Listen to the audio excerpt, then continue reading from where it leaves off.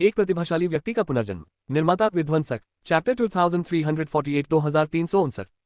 जैसे ही राजन कंकाल कुत्ते और मिट्टी के कुत्ते के हमलों से बचता है, पहला कंकाल कुत्ता एक बार फिर मिट्टी इकट्ठा कर रहा है।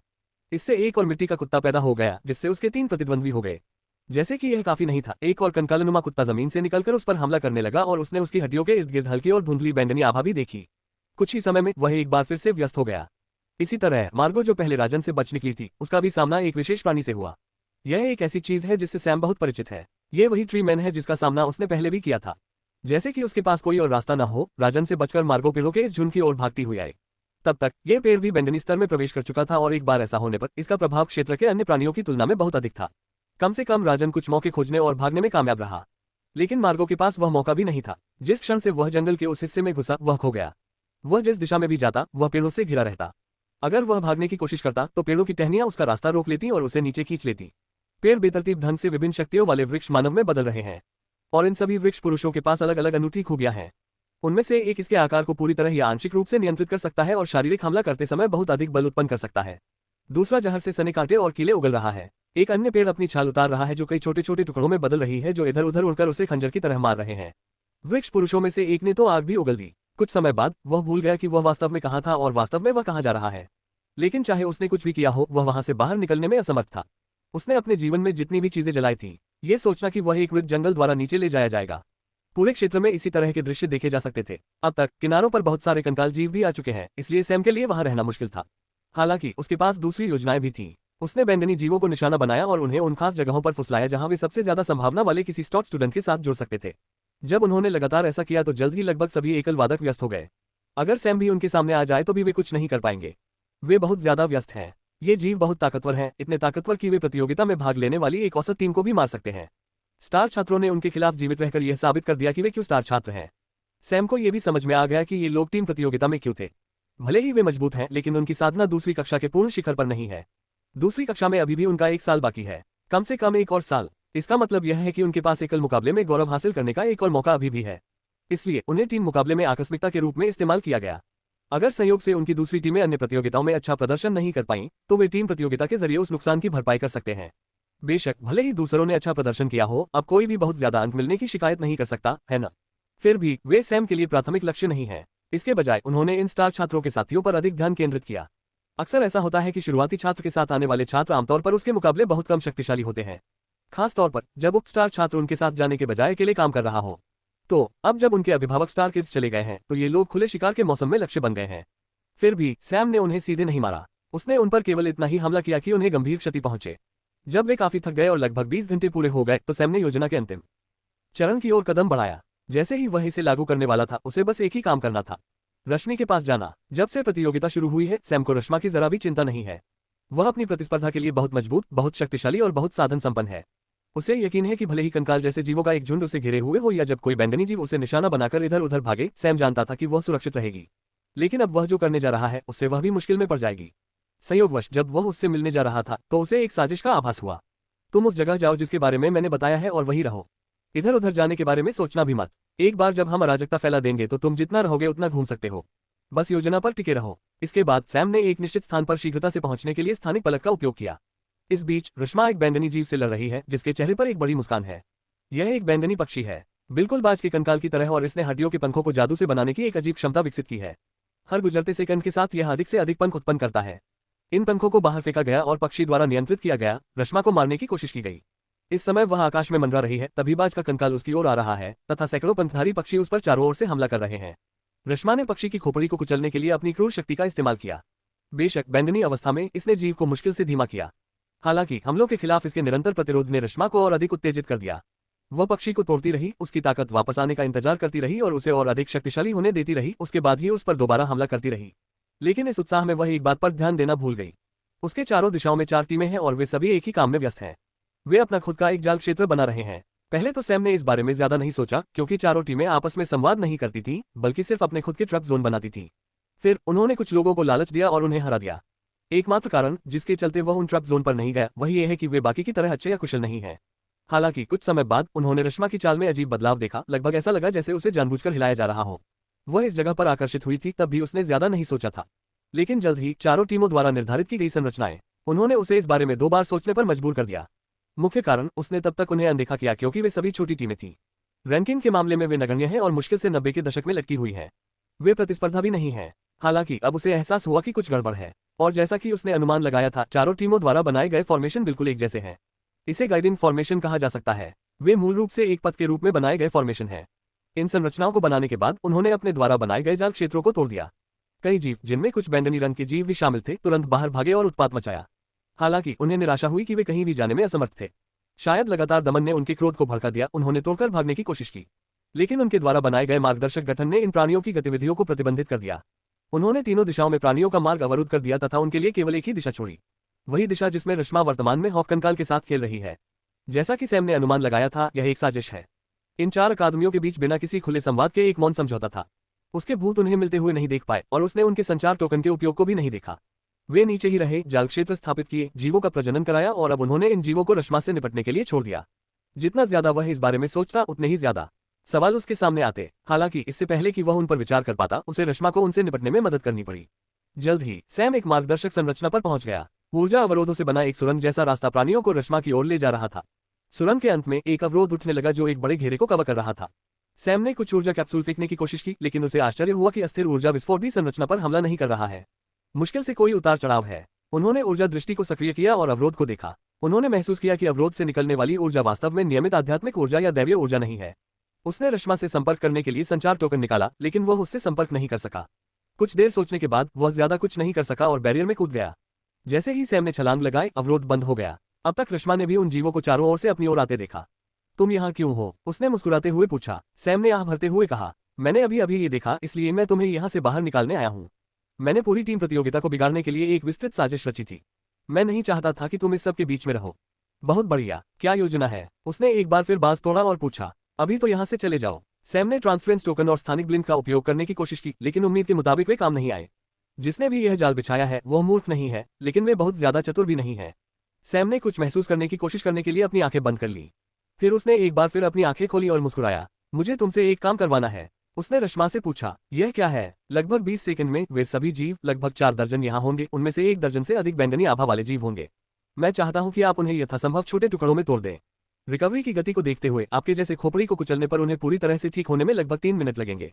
मैं चाहता हूँ कि आप रिकवरी का समय कम से कम 10 मिनट रखें। छोटे फ्राइज को अकेला छोड़ दें। वे मेरे लिए या मैं जो करने जा रहा हूँ उसके लिए ज्यादा खतरा नहीं बनेंगे। बस इतना ही? रश्मा ने पूछा। उसकी मुस्कुराहट अब और भी बड़ी हो गई।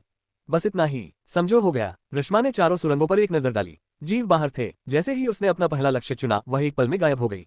एक बैंगनी रंग का प्राणी जो एक विशाल मानव जैसा दिखता था। ये सैम के सामने आए पहले कंकाल जैसा ही है। रश्मा ने उसके विशाल सिर पर मुक्का मारा। मुक्का लगा, एक ही बार में खोपड़ी टूट गई और प्रभाव गर्दन से होते हुए उसकी पीठ से होते हुए श्रोणी की हड्डियों तक पहुंच गया। अंगों को छोड़कर बाकी सभी हड्डियां नष्ट हो जाती हैं। वे तुरंत ठीक होने लगे। हालांकि सैम को यकीन है कि इसमें 10 मिनट से अधिक समय लगेगा। उसने अपनी आंखें बंद कर ली और अपने भूतों के साथ संपर्क को महसूस करते हुए चारों समूहों पर नजर रखी। वह देखना चाहता था कि क्या वे किसी अन्य समूह से संपर्क बना रहे हैं, लेकिन नहीं, वे ऐसा नहीं कर रहे थे। पहली बार सैम को लगा कि हब को बंद करना एक समस्या बन गई है। उसे यकीन है कि इन चारों अकादमियों ने जो भी साजिश रची है, वह हब के पूरे मामले के बाद और अकादमियों द्वारा खुद को हब से अलग कर लेने के बाद की गई है। अन्यथा उन्हें इस साजिश के बारे में भी प्रत्यक्ष जानकारी मिल जाती और चीजें आसान हो जाती। जब वह कुछ छोटे जीवों के पास से गुजरा तो उसने निराशा में अपनी जीभ चिटकाए। जब वह उनसे लड़ रहा था तो अपने मन में वह दिव्य आयाम के अंदर उत्पादन इकाई को नियंत्रित कर रहा था। उत्पादन इकाई एक फॉर्मेशन डिस्क का डिजाइन और निर्माण कर रही है। एक विशेष फॉर्मेशन डिस्क जिसका एक अतिरिक्त विशेष उद्देश्य है जिसके बारे में उन्होंने अभी सोचा था। जब उन्होंने ऐसा किया तो उनकी ऊर्जा दृष्टि भी सक्रिय थी, क्योंकि वह अवरोध को छू रहे थे और अवलोकन कौशल और ऊर्जा दृष्टि से संरचना की जांच कर रहे थे। संरचना अच्छी, टिकाऊ और स्थान प्रतिबंधक है जो सभी आवश्यक बक्से की जांच करती है, लेकिन ये कहीं से भी अजेय नहीं है। सैम को यकीन है कि इसमें बहुत सी खामियां होंगी। क्यों? इस पर उनका मानना है उस पैमाने का निर्माण कुछ पूर्व निर्मित नोड्स और प्लेसमेंट के साथ नहीं बनाया जा सकता। भौतिक स्थान में भूभाग और ऊर्जा प्रवाह के वास्तविक समय के परिवर्तन इसे स्थिर रखने में महत्वपूर्ण भूमिका निभाते हैं। इसलिए एक व्यक्ति को नोड्स रखकर संरचना तैयार करनी होती है। हालांकि चारों टीमों में से किसी में भी उस स्तर का कौशल रखने वाला कोई व्यक्ति नहीं है। कुछ टीमों में कुछ अच्छी क्षमता है, लेकिन उनका स्तर बस इतना ही अच्छा है जिसे औसत दर्जे का भी कहा जाता है।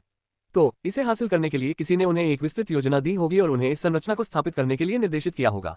भले ही यह वास्तविक समय का मार्गदर्शन न हो, लेकिन पहले से कुछ व्यावहारिक प्रशिक्षण हो सकता है। अगर ऐसा है तो मूल निर्माता एक है और वर्तमान निर्माता बहुत कम कुशल है। इसका सिर्फ एक ही मतलब हो सकता है, ये संरचना खामियों और छिपे हुए नुकसानों से भरी हुई है, और सैम दोनों का उपयोग करने और उन्हें अपने फायदे में बदलने में कुशल है। लड़ाई जारी रही। रश्मा ने 10 मिनट में अपना काम पूरा कर लिया। सभी बैंगनी जीव टूट चुके हैं और अपेक्षाकृत धीरे धीरे ठीक हो रहे हैं। उसने जो पहला जीव तोड़ा था वह अपने मूल आकार में वापस आ गया है, लेकिन वह हिलने डुलने में सक्षम नहीं है। शायद वह उब गई थी, लेकिन उसने पलटकर अपना गुस्सा छोटे बच्चों पर निकालना शुरू कर दिया, जिससे सैम पर काम का बोझ और भी कम हो गया। इससे सैम का काम आसान और बहुत तेज हो गया। पहली फॉर्मेशन डिस्क जल्द ही तैयार हो जाती है। पहली के बाद दूसरी और भी तेज है, क्योंकि अब उसे केवल निर्माण करना है। ये फॉर्मेशन डिस्क किसी नियमित फॉर्मेशन डिस्क की तरह नहीं है। इसका आकार अनोखा है, ये छोटा और कॉम्पैक्ट है, साथ ही यह ठोस और असमान वस्तुओं को पकड़ने के लिए भी सहायक है। लगभग इसके नीचे एक लचीला पंजा जैसा है। सैम ने लड़ना बंद कर दिया और एक प्राणी को देखने गया जो ठीक हो रहा था। उसने उस पर अपना हाथ रखा और अवलोकन कौशल का इस्तेमाल किया। उन्हें इस बात का बहुत अच्छा और विस्तृत दर्शन मिला कि किस प्रकार ऊर्जा इन प्राणियों को ठीक करने के लिए कार्य कर रही है। जीव पुनर्जनन के लिए आसपास की मृत्यु ऊर्जा का उपयोग कर रहे हैं। उन्होंने ये भी समझा कि इसकी विशिष्टता क्या है और उपचार प्रक्रिया में ये किस तरह की भूमिका निभा रही है। एक बार जब उसे इसकी समझ आ गई तो उसने आसपास की मृत्यु ऊर्जा को इकट्ठा करना शुरू कर दिया और उसे निर्माण डिस्क में भर दिया। उन्होंने उसमें थोड़ा सा फेरबदल किया और निकटतम कंकाल के पास गए जो अभी भी बरकरार था। जैसे ही उसने इस पर संरचना रखी, पंजे कंकाल की रीढ़ में फंस गए। इसने आसपास की मृत्यु ऊर्जा को बड़ी मात्रा में इकट्ठा कर लिया।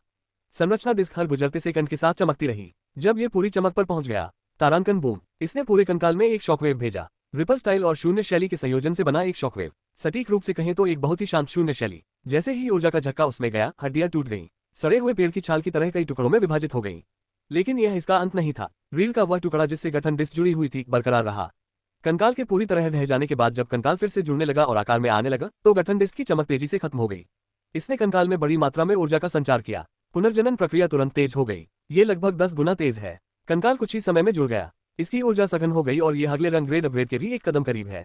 जिस क्षण कंकाल अक्षुण्ण है और इसकी ऊर्जा स्थिर है, निर्माण डिस्क ने एक बार फिर अधिक ऊर्जा एकत्र की और एक शॉकवेव बनाई। सैम मुस्कुराया जब उसके छोटे से गहने ने अपना जादू चलाया। उसने पहले ही दूसरा लक्ष्य चुन लिया था और उस पर ट्रिंकेट रख दिया था। उसके पहले लक्ष्य स्पष्ट रूप से सफेद रंग के ग्रेड कंकाल जीव थे। फिर वह आगे बढ़ गया। जब तक वह काम पूरा करता तब तक रंग ग्रेड परिवर्तनों के कारण पहले से ही नए कंकाल जीव पैदा हो चुके थे। इससे वह पुनः सोचने लगा। आखिरकार इस मौके का इस्तेमाल करके उन्हें बढ़ाने में न लगना शर्म की बात होगी।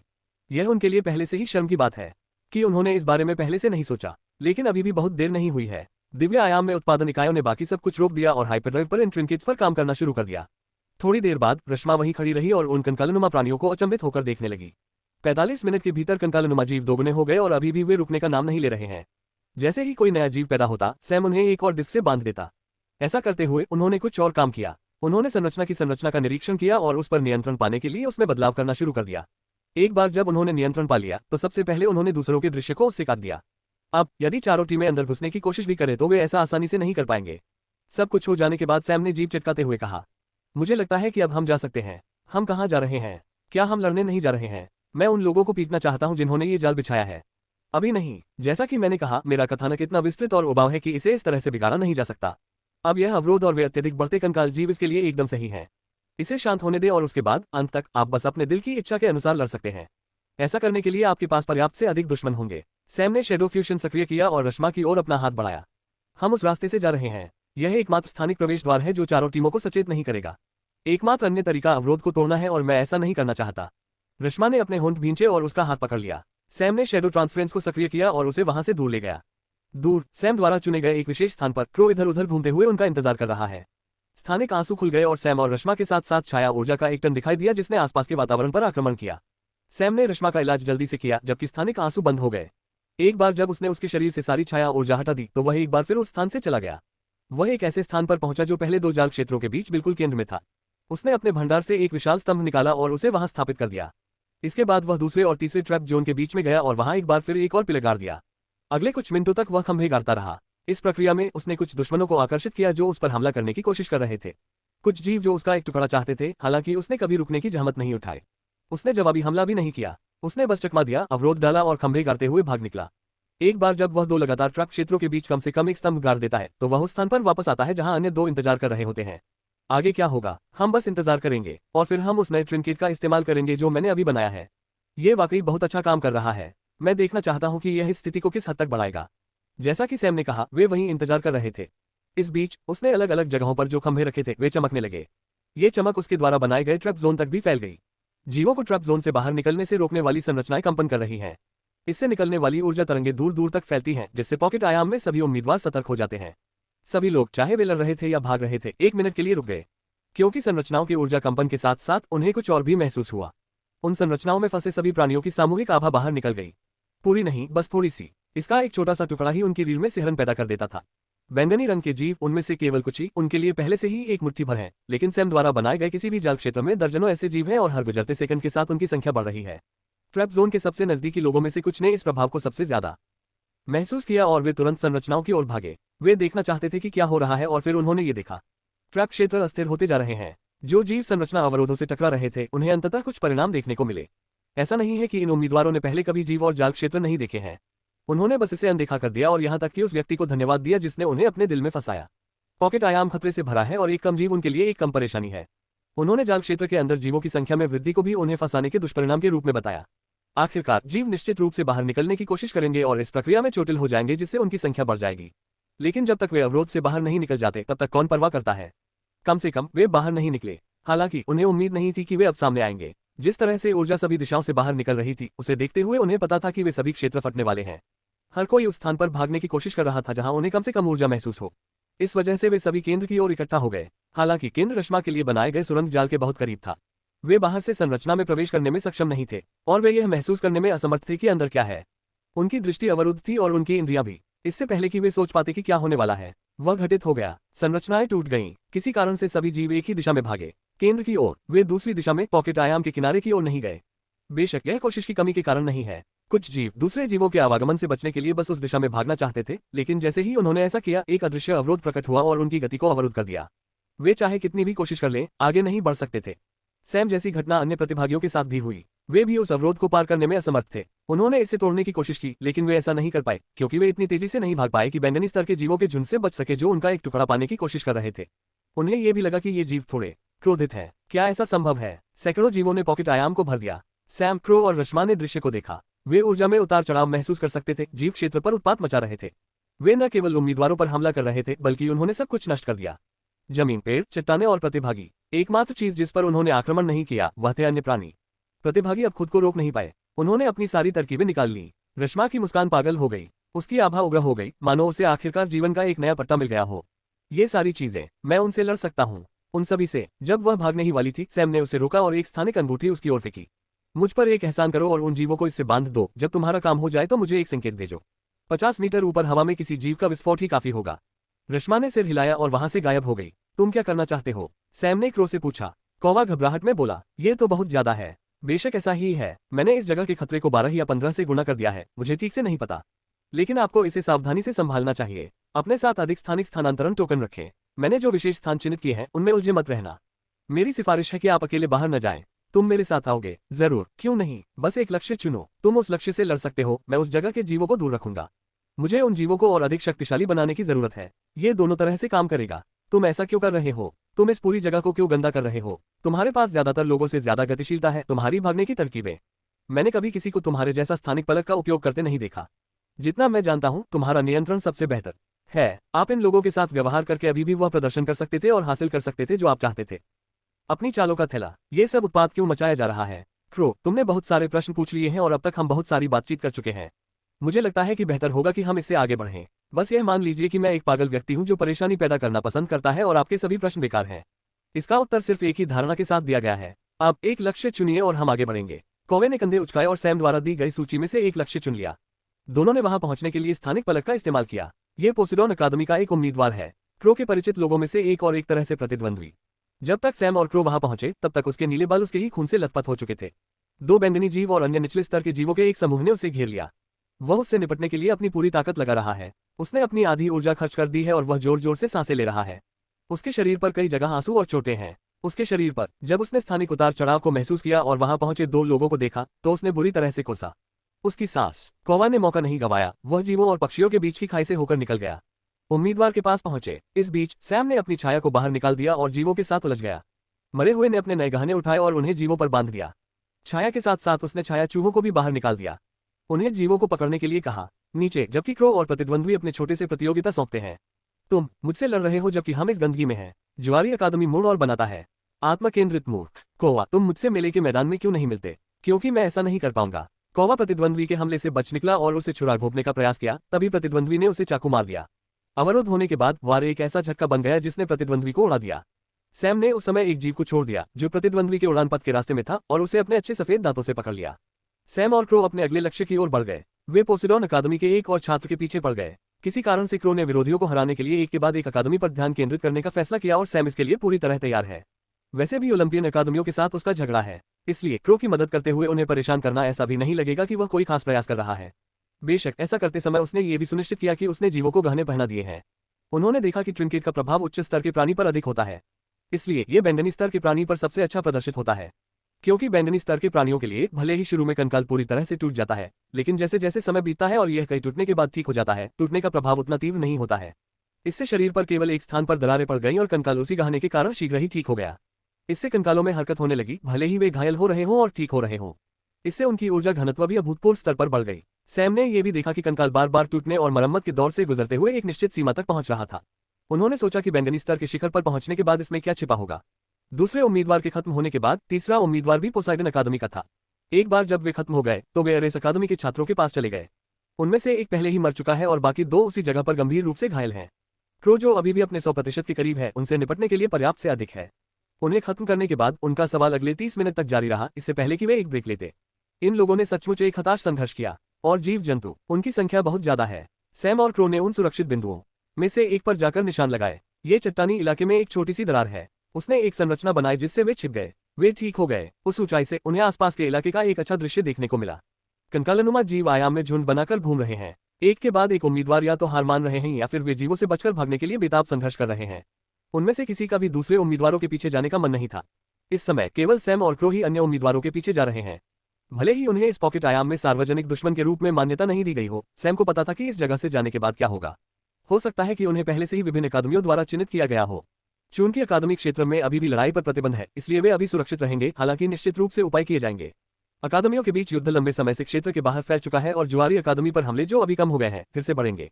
वह ये भी जानते हैं कि इस बार नेतृत्व कौन करेगा। आश्चर्य की बात यह है कि ये ओलंपियन अकादमियां या अन्य खिलाड़ी अकादमियां नहीं होंगी। मानो अपने सिद्धांत को सिद्ध करने के लिए पॉकेट आयाम के बाहर सैकी अकादमी के शिविर में सभी बुजुर्ग एक व्यक्ति के बिस्तर के चारों ओर इकट्ठे हुए हैं। वह युवक जिसकी कुछ मिनट पहले सैम ने हत्या की थी, वह व्यक्ति जिसने सैम के द्वारा अंदर लिए गए उस अजीब काले धुएं को अपना बना लिया था। युवक बिस्तर पर शांतिपूर्ण भाव से सो रहा है, जो कभी कभी भौहें सिकुड़ने या दांत भींचने से बंद हो जाता है। बुजुर्ग उसके पास खड़ा होकर बिस्तर से जुड़ी एक संरचना को नियंत्रित कर रहा था तथा युवक को ठीक करने की कोशिश कर रहा था। सैम के हमलों से उस युवक को वास्तव में ज्यादा नुकसान नहीं हुआ। यह ज्यादातर शारीरिक चोटें थीं और वे ऐसी चीजें नहीं हैं जिनका इलाज न किया जा सके। वे वास्तव में बहुत ही इलाज योग्य हैं। हालांकि सभी चोटें ठीक हो जाने के बाद भी वह लड़का नहीं उठ रहा है। एक और बुजुर्ग गंभीर भाव से कमरे में दाखिल हुआ और पूछा, क्या राजकुमार ने सुधार का कोई संकेत दिखाया है? नहीं, कोहरे से अलगाव अपना क्रूप चेहरा दिखा रहा है। उसका शरीर बेकाबू हो रहा है। उसकी आत्मा और शरीर इतने मजबूत नहीं है कि सहायता के बिना उस आध्यात्मिक कोर को बनाए रख सके। कोहरे से निपटने के लिए हमें जल्द से जल्द कदम उठाने की जरूरत है। इस पर क्या स्थिति है? पहले बुजुर्ग ने पूछा। वह अभी भी पॉकेट आयाम में है और वहीं से उभार रहा है। जब से उसने उस आयाम में प्रवेश किया है, वह हमेशा से ही बढ़त पर है। आपको क्या लगता है कि हम कब तक उसके बाहर आने की उम्मीद कर सकते हैं? जिस तरह से ये सब चल रहा है, उसे देखते हुए लगता है कि या तो वह विजेता बनेगा या फिर जल्द ही मर जाएगा। तो फिर हम पहले वाले के लिए आशा करते हैं। उसे वहां नहीं मरना चाहिए। अगर वह कोहरे के कब्जे में रहते हुए मर जाता है, मैं कल्पना भी नहीं कर सकता कि कोहरा गायब होने पर क्या परिणाम होंगे। यदि वह सचमुच उस कोहरे के साथ मर जाता है तो कोहरे का गायब हो जाना हमारी चिंता का विषय नहीं है। ये तथ्य कि वह मृतकों के ढेर में सड़ने के बिना उसे दबाने में कामयाब रहा, पहले से ही हमारी समझ से परे है। इसलिए हो सकता है कि वह मार्ग से जुड़ी किसी चीज को ट्रिगर कर दे। इसलिए हमें कोहरे पर तुरंत काबू पाना होगा जैसे ही वह बाहर आए। लेकिन क्या आपको यकीन है कि हम ऐसा कर सकते हैं? इस सवाल पर बातचीत अचानक रुक गई। हो सकता है कि वे सीधे तौर पर सैम से जुड़े न हो, लेकिन उन्हें यकीन है कि उससे निपटना आसान नहीं है। उसने जानबूझकर उस धुंध को पकड़ा था, इसलिए उन्हें यह मान लेना चाहिए कि उसे वापस लाना आसान काम नहीं होगा। उसे और दोनों बुजुर्गों को इसके बारे में पता है। कुछ देर रुकने के बाद उनमें से एक बोला, बस उस पर नजर रखें और उम्मीदवारों के साथ सीधी बैठक के बारे में ओलाफ से बात करने की कोशिश करें। अगर कुछ ऐसा लगता है कि वाकई कुछ गलत हो रहा है तो आप कोरस से बात करें और उसे ऐसा करने के लिए कहें। सैम की ओर से त्यागपत्र दे दे ताकि वह बाहर निकल सके। तब तक मैं राजकुमार को नींद में ही रखूंगी ताकि वह स्थिर रहे। उपन्यास साहसिक काम, एक प्रतिभाशाली व्यक्ति का पुनर्जन्म। निर्माता विध्वंसक। सेट अकादमी के बुजुर्गों का तनाव ही एकमात्र ऐसी बात नहीं थी जो बाहर हो रही थी। एक और समूह है जो इस समय एक अंधेरे कमरे में बैठा है। उन 10 लोगों के बीच में एक बड़ी मेज है जिस पर पॉकेट आयाम की त्रिआयामी होलोग्राफिक छवि प्रक्षेपित की जा रही है। ये विभिन्न अकादमियों के वरिष्ठ लोग हैं जिन्हें पॉकेट आयाम को संभालने में अपनी अपनी अकादमियों का प्रतिनिधित्व करने के लिए भेजा गया है। मरे हुए जीव लगातार पैदा होने और उनके खतरे के स्तर में सुधार ने इसे अकादमिक क्षेत्र में अब तक खोले गए सबसे अनोखे पॉकेट आयामों में से एक बना दिया है। इसलिए अकादमियों ने इसे संभालने में अतिरिक्त सावधानी बरती और एक अनूठी निगरानी पद्धति स्थापित की, जिसकी कीमत उन्हें 1 दर्जन भाग्य चुकानी पड़ी। प्रक्षेपण में वे विभिन्न रंगों के चिन्हों को देख सकते हैं जो कंकाल प्राणियों के साथ साथ वृक्ष मानव जैसे अन्य विशेष प्राणियों के स्थानों की पहचान करते हैं। हैरानी की बात यह है कि उन्हें उन्हीं रंगों से चिन्हित किया जाता है जिनका इस्तेमाल उन्हें वर्गीकृत करने के लिए किया जाता है। सफेद से बैंगनी तक, और प्रत्येक प्रकार का मार्कर भी अलग अलग आकार का होता है जो उनके ऊर्जा स्तर को दर्शाता है। अंदर उम्मीदवारों की स्थिति बताने वाले चिन्ह भी लगे हैं। फिलहाल उनकी सारी निगाहें सिर्फ 3 खास जगहों पर टिकी हैं। ये तीनों ही बैंगनी रंग के प्राणी मार्कर हैं और टेबल पर मौजूद सभी मार्करों में से आकार में सबसे बड़े हैं। ये जीव वे पिछले परीक्षण की सीमाओं से आगे निकल गए। उनका ऊर्जा घनत्व सभी जीवों से ज्यादा है। तीनों का ऊर्जा घनत्व और स्तर एक साथ मिलाकर वहां मौजूद सभी जीवों के ऊर्जा स्तर से ज्यादा है। ये लगभग एक वरदान है कि इन जीवों के पास वास्तव में मांसपेशियों और मांस के साथ जीवित शरीर नहीं है। कंकाल शरीर ने वास्तव में उन्हें थोड़ा अधिक कमजोर बना दिया है। अगर उनके पास ऊर्जा नेटवर्क और उस ऊर्जा को संभालने का कोई तरीका हो तो ये बच्चे अपनी किस्मत आजमा सकते हैं। एक बुजुर्ग ने अपनी आवाज में हल्की सी उत्तेजना के साथ कहा। आप इस बात से इतने खुश क्यों लग रहे हैं? एक अन्य बुजुर्ग ने पूछा। अगर कुछ है तो हमें इस बारे में चिंतित होना चाहिए। हमने पॉकेट आयाम का 1 दर्जन बार परीक्षण किया। हम मुश्किल से 1 दर्जन जीवों को एक ही समय में बैंगनी स्तर पर धकेलने में कामयाब रहे, लेकिन अब हमारे पास दर्जनों हैं, यहाँ तक कि अब 100 से भी ज्यादा। ये 3 उनका ऊर्जा घनत्व, मुझे इसके बारे में बुरा लग रहा है। एक दूसरे बुजुर्ग ने कहा। मेरी गणना के आधार पर वे जल्द ही बैंगनी स्तर के जीवों की अनुमानित सीमा तक पहुंचने वाले हैं। हम नहीं जानते कि सीमा तक पहुंचने के बाद क्या होगा। विकास पैटर्न भी हमारे लिए बिल्कुल स्पष्ट नहीं है कि हम क्या अनुमान लगा सके। मुझे लगता है हम पता लगा लेंगे। बुजुर्गों में से एक ने मूल के बगल में एक अलग प्रक्षेपण बनाया और उसने पॉकेट आयाम में क्या हो रहा है इसकी वास्तविक छवि दी। एक कंकाल प्राणी, सटीक रूप से विशाल मानव कंकाल। सैम ने पॉकेट आयाम में प्रवेश करते ही जिस कंकाल का सामना किया वह उग्र प्राणियों के बीच में खड़ा है। ये हिलता तक नहीं था। सैम द्वारा उससे जोड़ा गया गहना चमकने के कारण ये पूरी तरह से रुक गया। ये लगातार ऊर्जा इकट्ठा करता रहा जबकि कंकाल ने इसे वास्तविक समय में अवशोषित कर लिया। टूटे हुए धब्बे या दरार के कोई संकेत नहीं है, लेकिन प्राणी बिना रुके ऊर्जा अवशोषित कर रहा है। सैम जो क्रो के साथ आराम कर रहा था उसने भी कंकाल के अजीब व्यवहार को महसूस किया। वह क्रो के साथ उड़ गया और फिर से प्रकट हुआ, इस विशालकाय कंकाल और खुद के बीच एक सभ्य दूरी बनाए रखते हुए। उन्होंने ये समझने के लिए ऊर्जा दृष्टि को सक्रिय किया कि किस प्रकार का परिवर्तन हो रहा है। फिर उसने देखा कि जीव के इर्द गिर्द उग्र बैंगनी ऊर्जा बहुत ज्यादा परिष्कृत हो गई है। ये पहले की तरह उग्र नहीं है और वास्तव में काफी शांत है। बेशक शांत होने का मतलब यह नहीं है कि यह कम खतरनाक है। सैम ने पॉकेट आयामों में प्रवेश करने के बाद से अब तक जितने भी खतरों का सामना किया है उनमें से सबसे अधिक खतरा उसे उस एक कंकाल से महसूस हुआ है और उसकी सहजवृत्ति हर गुजरते सेकंड के साथ उसे यह संकेत दे रही है कि कंकाल अधिक से अधिक खतरनाक होता जा रहा है। सैम ने ऊर्जा दृष्टि के माध्यम से बैंगनी ऊर्जा में काले रंग का भी मिश्रण देखा। कुछ मिनटों के बाद उसे ऊर्जा दृष्टि की भी आवश्यकता नहीं पड़ी क्योंकि कंकाल की हड्डियों का रंग बदलना शुरू हो गया। शुरुआत में यह हल्के भूरे रंग से शुरू हुआ, फिर हल्का भूरा रंग, फिर रंग गहरा होता गया और अंततः काला हो गया। इसमें ज्यादा समय भी नहीं लगा। पूरी प्रक्रिया सिर्फ 5 मिनट में पूरी हो गई। हालांकि यह इसका अंत नहीं था जैसा कि सैम ने उम्मीद की थी। एक बार जब पूरा कंकाल काले रंग में पहुंच गया तो बची हुई ऊर्जा जो अब तक उसके हड्डीदार शरीर में इकट्ठा हो रही थी कंकाल के केंद्रीय बिंदु पर इकट्ठा होने लगी। यह मूल रूप से एक गोलाकार आकृति में बदल गया जो कंकाल की पसलियों के पिंजरे में मंडराता था। जब गोलाकार आकृति बड़ी होती गई तो कंकाल को घेरने वाली ऊर्जा भी नंगी आंखों से दिखाई देने लगी। ऊर्जा एक लौ की तरह है, लेकिन एक काली लौ। सैम जो इस सब का कारण है उसे इस बारे में बुरा लग रहा था। उस बुरे एहसास के साथ साथ एक अज्ञात उत्तेजना भी है जिसे वह वास्तव में व्यक्त नहीं कर सकता।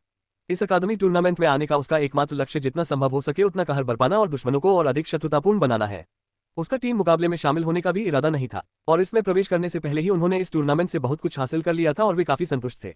हालांकि इस समय उन्हें ऐसा लग रहा था कि टीम मुकाबले में शामिल होना टूर्नामेंट में प्रवेश करने के बाद उनका सबसे अच्छा निर्णय हो सकता है। विशालकाय कंकाल, चाहे वह कुछ भी हो, यह एक ऐसा खतरा है जिसे बहुत कम लोग संभाल सकते हैं। और ऊर्जा की उछाल से ही सैम को पता चल गया कि ये दूसरी कक्षा के चरम से बहुत पहले निकल चुका है। ये द्वितीय श्रेणी की अपेक्षा तृतीय श्रेणी के स्तर के बहुत करीब है और ये अभ्यर्थी सभी युक्तियों के बावजूद। सैम को नहीं पता कि वे इसे संभाल पाएंगे या नहीं। वह इस बात से चिंतित थे कि इसके क्या परिणाम होंगे। बेशक हर कोई सैम के उत्साह को साझा नहीं करता था। पास में एक अलग उम्मीदवार ने ऊर्जा में उतार चढ़ाव को देखा और यहाँ आया। बेशक वह अन्य प्राणियों के एक समूह के साथ उलझा हुआ है क्योंकि उसने काले कंकाल के परिवर्तन को देखा था। लेकिन जब उसने काले कंकाल से ऊर्जा निकलती महसूस की तो उसने तुरंत अपना तुरुप का पत्ता निकाल लिया। एक भाला जिसकी ऊर्जा एक महाद्वीप को समुद्र में डुबा सकती है कंकाल पर फेंका जाता है। भाले ने रास्ते में कुछ कंकालों को नष्ट कर दिया, उन्हें छुए बिना। अपने पीछे छोड़ी गई बची हुई ऊर्जा ही ऐसा करने के लिए पर्याप्त थी। हालांकि जब ये काले कंकाल से टकराया, तारांकन टकराना, भाला संपर्क के क्षण में रुक गया और प्रतिक्षेप बल इतना मजबूत था कि शाफ्ट अपने आप में मुड़ गया। लेकिन कंकाल पर एक खरोंच भी नहीं आई, क्योंकि खरोंच होने के लिए किसी तरह का प्रभाव होना चाहिए, लेकिन बल कंकाल की सतह तक भी नहीं पहुंचा। इसे उसके शरीर को ढकने वाली काली ऊर्जा ने रोक दिया था। भाले के किसी ठोस चीज से टकराने की आवाज कंकाल पर उसके प्रभाव से नहीं आई थी, बल्कि उसके शरीर पर उसके प्रभाव से आई थी। ऊर्जा, उम्मीदवार के होश उड़ गए हैं और उसके घुटने इस दृश्य से ही मुड़ गए हैं। उसे यकीन ही नहीं हो रहा कि जिस हमले में उसने अपना सब कुछ झोंक दिया था उसे इस तरह से नकार दिया गया। लेकिन उसके पास वहां रुकने और इस पर विचार करने के लिए पर्याप्त समय नहीं था। वह बिल्कुल सुरक्षित स्थिति में नहीं है। कंकाल उस पर झपट पड़े, जबकि काला कंकाल उस पर हमला करने से परेशान नहीं होना चाहता था। उसने एक पल के लिए इधर उधर देखा और आखिरकार उसकी नजर कौवे पर पड़ी। सैम ने भौहें सिकुड़ी और कौवे को देखा और फिर कंकाल को। इससे पहले कि वह समझ पाता कि क्या हो रहा है, कंकाल एक काले प्रकाश में गायब हो गया। तारांकन स्वूश, वह आकाश में दौड़ा और कौवे पर मुक्का मारा। जैसे ही कंकाल की काली हड्डीदार मुट्ठी उस पर आए, क्रो वहीं पर जम गया। उसका शरीर नहीं हिला। उसकी आज्ञाओं या विचारों पर ध्यान न दें। एक भावना, मानो उसे किसी श्रेष्ठ चीज ने निगल लिया है, किसी असाधारण बुरी चीज ने उसके दिमाग पर आक्रमण कर दिया है। वह जानता था कि उसे बचने की कोशिश करनी चाहिए, लेकिन वह ये भी जानता था कि किसी कारणवश उसे आत्मसमर्पण कर देना चाहिए। और मर जाते हैं बस जब वह उस भावना से आलिंगनबद्ध होने वाला था। तारांकन बूम, मुट्ठी को रोक लिया गया। सैम ने क्रो से संपर्क करने से पहले ही उसे साइड से लात मार दी। उसने कौवे का कॉलर पकड़ते हुए पीछे हटने की शैली का इस्तेमाल किया। कंकाल की मुट्ठी विक्षेपित हो गई, लेकिन वह न तो टूटा और न ही कंकाल उड़ गया। हालांकि सैम और क्रो बिना किसी परेशानी के उड़ गए। वे अन्य कंकालों के एक समूह से टकरा गए जो उन पर झपटने की कोशिश कर रहे थे। कुछ ऊर्जा गोलियों के उड़ने से रास्ता साफ हो गया। हालांकि इससे पहले कि वे फिसल पाते, बाहर निकलते ही काला कंकाल उन पर टूट पड़ा। यह एक बार फिर क्रो के पीछे गया। सैम के पहले के अवरोधन ने उसके प्रति शत्रुता को आकर्षित करने के लिए कुछ भी नहीं किया। इस बार सैम के पास हमले को रोकने का भी समय नहीं था। वह केवल क्रो को लात मारकर बाहर निकाल सकता था। रास्ता बताया और फिर उसके पीछे चले गए। जब वे अभी भी हवा में थे तो उन्होंने स्थानिक पलक का प्रयोग किया। काले कंकाल ने अपना आक्रमण रोक दिया और चारों ओर देखने लगा। उस काले कंकाल से निकली हत्या की मंशा तुरंत गायब हो गई। अंतर रात और दिन जैसा है। अब यह सिर्फ एक बेवकूफ मरे हुए प्राणी की तरह लग रहा था जिसे अब तक के सबसे बेकार नेक्रोमेंसर ने बनाया है। चलते समय यह दूसरे मरे हुए प्राणियों से टकरा भी गया, जैसे कि इसे चकमा देना नहीं आता। यह थोड़ा अनाड़ी लग रहा था, हालांकि यह अभी भी तेज है। कुछ मिनट इधर उधर देखने के बाद उसकी आंखों की रोशनी वापस लौट आई और वह अचानक सीधे आगे की ओर बढ़ गया। उसे दूसरे कंकालों की मौजूदगी की भी परवाह नहीं थी। जैसे ही वह आगे बढ़ा, वे कंकाल नष्ट हो गए। उसी समय जिस दिशा में कंकाल आगे बढ़ रहा था, एक युवक एक विशाल चट्टान पर खड़ा होकर हौंक रहा था। उन्होंने अभी कुछ कंकालों को नष्ट किया है और वे आराम कर रहे हैं, जबकि वे कंकाल पुनः स्वस्थ होने का प्रयास कर रहे हैं। उसने अपने हाथ में एक हड्डी पकड़ी हुई थी। उसने उसे अपने भंडार और यहाँ तक कि दिव्य आयाम के टुकड़े में धकेलने की कोशिश की, लेकिन वह ऐसा नहीं कर सका। यह अकृत्य, उसने अपने आप से कहा, जब उसने देखा कि उसके हाथ में मौजूद हड्डी काम रही थी और वह उस कंकाल में वापस जाने की कोशिश कर रही थी जहां से वह आई थी। उसने दांत पीसकर पलटा और पूरी ताकत से उसे फेंक दिया। जब वह उसे फेंक रहा था तो उसे खतरे का एहसास हुआ। उसने नीचे देखा तो उसकी परछाई हिल रही थी। परछाई में से एक हाथ निकला जिसके हाथ में एक ब्लेड था और वह उस पर निशाना साध रहा था। वह वहीं पर जम गया, हिलने में असमर्थ। जब उसे लगा कि अब उसकी मौत हो गई है, तारांकन बूम, अचानक एक काली चमक आई और उस चट्टान से टकराई जिस पर वह खड़ा था। वह उस प्रभाव से उड़ गया और जमीन पर गिर गया। नीचे उतरते समय उसने देखा कि वह काली चमक एक काले कंकाल में बदल गई है।